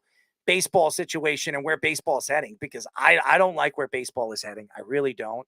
And I think that there's a lot that baseball needs to do moving forward after, Rob Manfred decides to man out of the position as the commissioner, because the guy's a complete moron. And I don't like these implicated new rules. It's affected the game and the growth of the game. So you Fish, you first, and then I'd like to hear it from another guy, because my opinion varies. I mean, me and Speedy kind of agree to this. I think baseball needs to find a better commissioner and find somebody that actually knows the game and understands the game a little bit better. Rob Manfred was a hand-me-down guy from Bud Selig. He's like, you know what? Keep Pete Rose out of the Hall of Fame, and you're gonna get an opportunity to be the commissioner of the game, and that's what he did. So, I really do think he already named the guy who's going to replace him, and I know you said he's got an ownership stake right now with the Red Sox. But it's got to be Theo Epstein. He's the guy that's instituted all these things in the minor leagues when he was working for the league. Look, Bud Selig was a part owner of Milwaukee when he became the commissioner, I believe, as well. Look, he could sell his stake. He can always buy back into another place after he's commissioner. He's the guy that is trying to be progressive and change the league. He's the one behind the guy on second base. Maybe that we don't all like that. I like that the extra inning games have more action. There's more run scoring is in the regular season. In the postseason, I don't know if I want to see that. But as far as regular season games, sure, end it. Have more offense to end it. I get it. It makes sense. It's what people want to see. But we're not seeing more offense. We're not seeing that. I just brought up the stats, and I wanted to share them with you guys. There's a stat that I always look at to try to see what's going on offensively in the year, and it's batting average on balls in play. Yes. BABIP. And it's down this year. It's in the 280s, which it never is. It's usually in the 290s to 300. It was 5 points higher last year, which means that at this point in time, which means that, hitting is down. So what's causing that? And what's causing some of these ERA leaders? Maybe it's a blip. Maybe there's regression. I don't know. But I know they still have a lot of work to do to try to make this game more enticing to younger people. Now, you could say that the game is fine as is, and it's the game that we grew up watching and playing, But if they're not drawing ratings, who cares? They need to find a way to survive against football and basketball. Did you see the ratings last year in the World Series? They were not good. Not good. They were not good. And I listen, I love the fact that the Texas Rangers won the World Series last year and beat off the bad news, a team that I can't stand, the Houston Astros. Okay. We all, and it was, I'm sorry. That was the ALCS. I love that. I was the Diamondbacks. I loved watching the Diamondbacks and the Texas Rangers play against one another because the Diamondbacks were a Cinderella team. I thought the Texas Rangers all season long were the best team in their division. They kind of fell off, but there was something about them that with the moves that they made at the trade deadline that really stood out. It really stood out. The pitching that they added, especially in the offseason, they brought in Jordan Montgomery that really changed everything for them at the trade deadline. So, but I think that when you look at baseball now, there are not many dominant teams. If you look at baseball at the leading board right now in the American League, who's going to challenge the Yankees right now besides Baltimore? Who's really going to challenge the Yankees? Astros? The Astros don't stand a chance against the Yankees right now. They don't stand a chance. I know it's early, but even if the Astros win their division, the Texas Rangers, or you think the Yankees are afraid of the Texas Rangers? You think the Rangers are going to be able to keep up with them in a 7 game? The way the Yankees are hitting the ball and they're pitching the ball, it's almost. I told you guys. I told this to Josh, and I told this to Eric. Speedy, you know what I said when Eric told me that the Yankees are going to be the first wild card team. I said the Yankees are going to win the division, and it's not even. I said the Yankees are going to win the division by 5 to 6 games. They're that much better than the Baltimore Orioles. And the Baltimore Orioles, they're a wild card team, but they're going to have that slump this year. They're going to have that sophomore slump. They're not going to be as dominant as they were last year.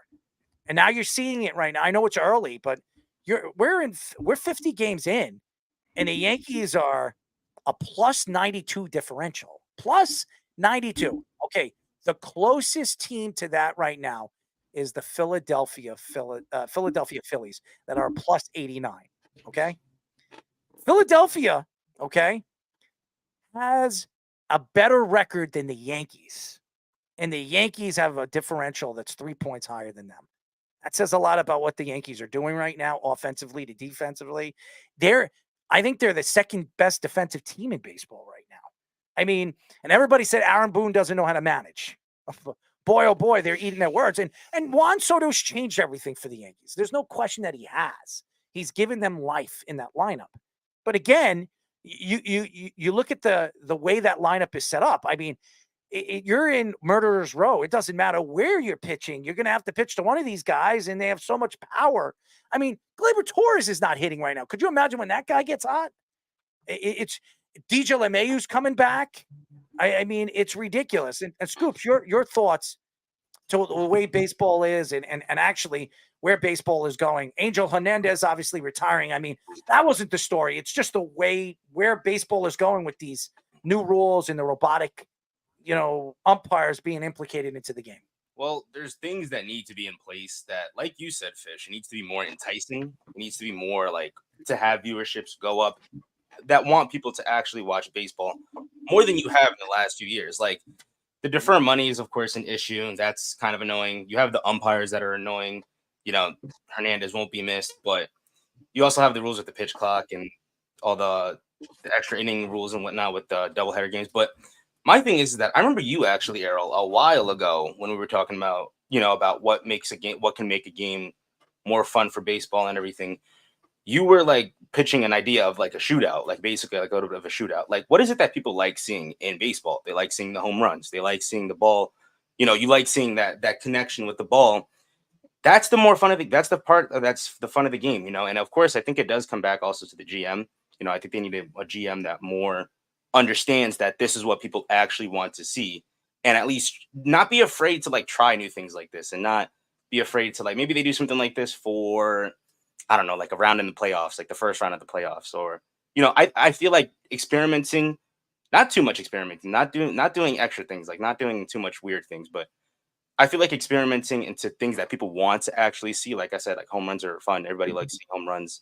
Having things like that is what makes viewerships go up, and if viewership's going up, more people are watching. It'll make it a more fun time to watch the game. But that's the problem, Scoops, of what they've had, though. Like, they've tried to up home runs, but upping home runs will also mean upping strikeouts as well. Like, that's going to be boring for the game. Walks, it'll up that. And fish, that's what you're referring to with the batting average balls in play.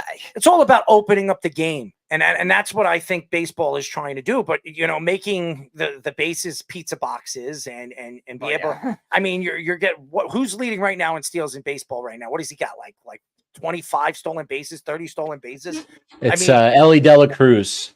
How many stolen bases does he have? I want to say 34 right now. 34. He's got a ridiculous amount.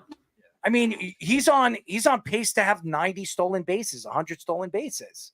I mean, last year Acuna had 70. I mean, that's ridiculous. I mean, and that's because of the way they set it up. And yes, it's going to build offense. Yes, it's going to make the game fun. But it's also not fair to the pitchers. It's also not fair to certain aspects of the game and the growth of the game. I mean, the game's been around for over 100 years. Why are you trying to spin the wheel and make the deal now? I don't like the way baseball is doing it. And again, baseball has always tried to find something that's going to be more drawing to the other sports. Football, if you remember in the 90s before the strike, baseball was bigger than football. I don't know if you guys remember that, but before the strike in 94, 95, when the strike was going, it was going to break, baseball was at its high point. It was doing very well. And then after everything started to break with the strike, football started to pick up and things started to change with football. And then you got I have all these new athletes. You have Peyton Manning come into the league and all that other stuff. So it changed and football became a growing entity. And then all of a sudden with the endorsements that they were driving and all the different deals that they were bringing in, it was completely different then. And now football is just taking really over in the United States. It's not as big as it is over there, in Europe with soccer or European football, but it's a completely different entity. And by the way, there is more money being brought in in the NFL. It's the biggest organization. It's the biggest profit organization besides Amazon over the last 3 years. If you look at the numbers, look it up.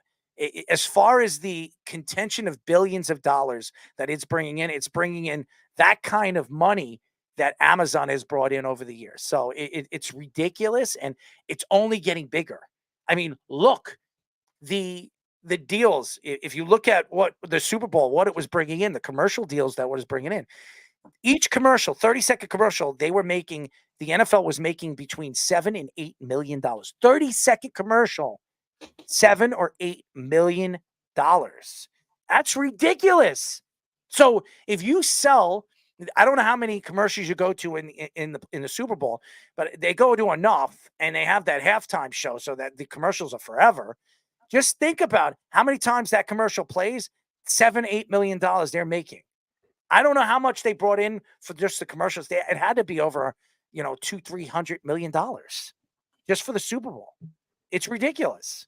So Keith says baseball will never come back to where it used to be. Football and basketball always be more popular in the U.S. It'll never be more popular like it was as a kid. And I also think that goes back to what Scoops was saying too. Like they're trying to contradict themselves too much. And I think sometimes with these metrics, it helps players elevate their game as a young player. And baseball is becoming a younger team sport. Like you're seeing all these fun young teams, the Orioles, the Diamondbacks, the Texas Rangers had a lot of young players. They veteran pitchers, but a lot of younger youth guys in that outfield. Like it's turning into that kind of game now. And I think they have to evolve to those kinds of things with some rules. But I agree with you, Errol. They're also too extreme with others, like the stolen bases, like the runner on second base at extra innings. Like there's no need for that kind of thing all the time. And I think that kind of thing has to evolve, and the umpires are going to have to evolve too. And that's why I think you're seeing a ripple effect, not just with Angel Hernandez, but some other ones that are going to be retired too. It's and maybe forced out too, because Angel Hernandez is also a part of a lawsuit against MLB as well. So you wonder how much they're going to like a lot of these older guys. It's definitely something that baseball needs to figure out, and they have to find the right guy that's going to take over after, obviously, Rob Manfred. And Rob Manfred probably has something lined up, or something, some guy lined up, but you got to be voted in because the owners have to agree to it.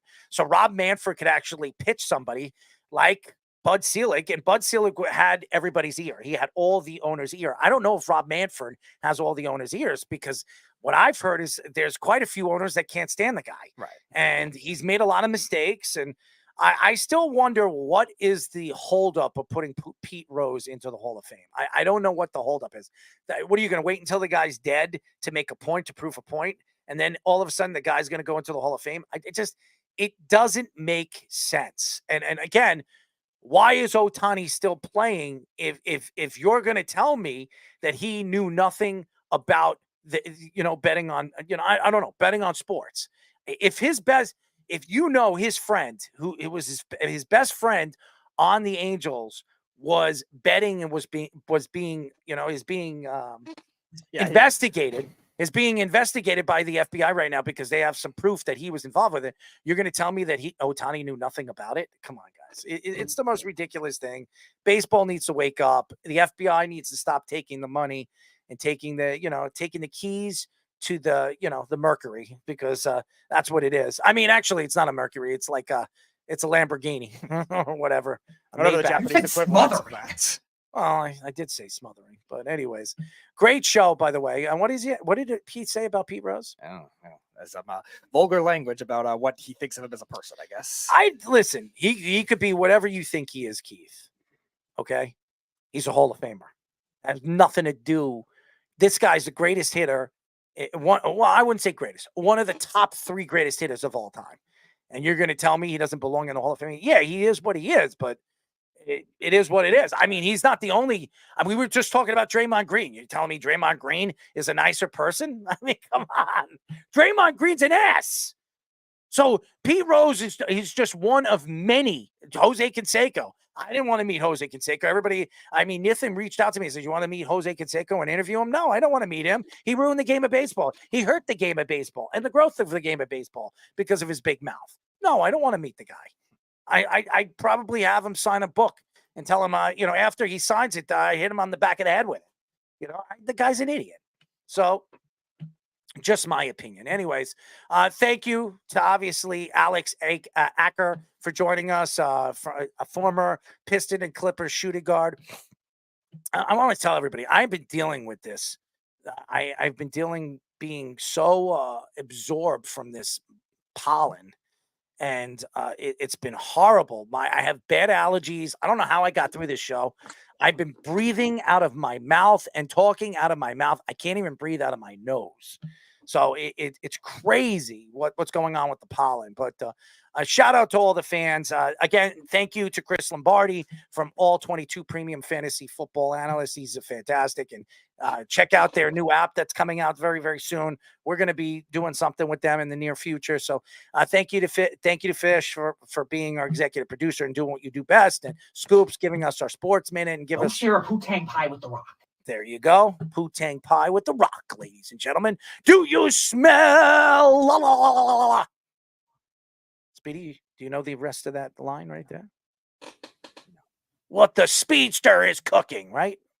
What are you cooking? Disturbing behavior. There you go. Disturbing behavior. I would hope I'm not cooking that. Wu-Tang pie? Disturbing behavior. How about Wu-Tang pie? Would you cook it? Cooking that either. No? Enjoy. Thank you. Good job, Scoops. Anyways, ladies and gentlemen, listen to us on Thursday.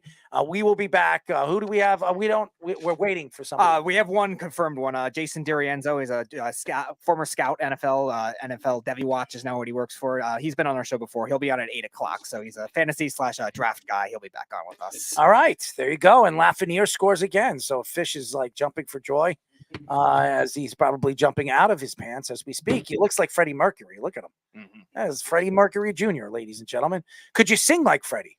That's the question. Not even close. No, not close. All Pretty right, bad. so, let's Speedy not- might be able to, though. No.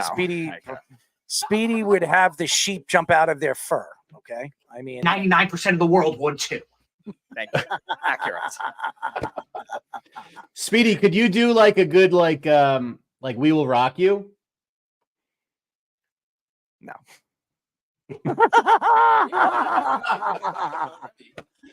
Oh No, man, that's the most unique voice in rock history. Well, look, but just do me this. If the Rangers win the Stanley Cup, I need a "We Are the Champions" from you. I'll try. if the All Rangers win the Stanley Cup, Speedy's got to eat. No, I horse don't. crap. I'm not a Philadelphia Eagles fan. Horse crap, right, Speedy? I'm not a Philadelphia Eagles fan. I will go. I'll tell you what. No. Here's the bet. No. Here's the bet. No. I'm gonna You make bet a the beef. I know. I'm gonna bet you. You're betting I'm the gonna bet- beef. If the Rangers win this series and they play Dallas, I have Dallas. You have the Rangers. If the Rangers win, I have to wear a Ranger jersey to the parade in just my underwear. In just my underwear, the Rangers jersey in my underwear, no pants, just my boxers and shoes, obviously, because I can't walk barefooted. But I would have to wear a Ranger jersey with my boxers and my shoes. What do you think? And if the Rangers lose, you got to eat horse crap. Ew. I mean, Disgusting. you just taste it. That's disgusting. But that's the deal. That's disgusting. Why? Why can't you do It's that? nasty. I'm not doing that. What would you do? I'll tell you what. I got a better one. You would have to wear a wig, a dress, lipstick, high heels, and you got to go to the Ranger game. I mean, you got to go to the Rangers. You got to go. No, there's no parade. You got to come on the show, and you got to go to the supermarket with me and go shopping with me like that. What do you think? Can I come too? I can like record. Yes. Interaction. Yes. What do you think, Speedy? Is that a deal? That sounds. That's fair. News 12 breaking news. Moron forgets pants at Rangers parade. No, but that's the deal. I wear a Rangers jersey in boxers, and I have to wear my sneakers. I go to the Ranger parade like that. But if the Rangers lose and the Rangers got to go to the Stanley Cup, and whoever goes to the Stanley Cup in the Western Conference, I'll take that team. And if they win, you have to wear a dress, lipstick. You got to shave your beard. Got to be completely shaved. Wear a wig. Wear a nice dress, high heels, and you got to go shopping with me at the supermarket. Come on, make the bet. Make the bet. Part of me wants to, part of me doesn't. Just make the damn bet. The Rangers are still not even there. You don't even know if it's even going to happen. I don't know. A lot of worries me with that. Can we just make the damn bet? Yeah, let's pound it. Let's pound it here. Just do it. I'm going to have to go at a parade in my boxers in a Ranger jersey. I can't stand the Rangers. I got to wear that blue, red, and white. Okay? I got to wear it in my boxer shorts. I'm going to be balls deep, baby. Balls deep. Are we doing it? Let's do it. All right. There we go. There we go. We got a bet, ladies and gentlemen. We got a bet. All right. Oh, man. I remember when you wore muumuus and, that was great. You look good. You look like the guy. You look like a girl from The Ring, the killer from The Ring coming through the TV. That's what you look like. I mean, you look pretty scary. You got to shave that beard. I mean, we can't make you. You look like the bearded lady if you actually had a beard. I want you to look somewhat like a girl. Okay. I want them to think that you're my little sister. Okay. Look at Fish's face.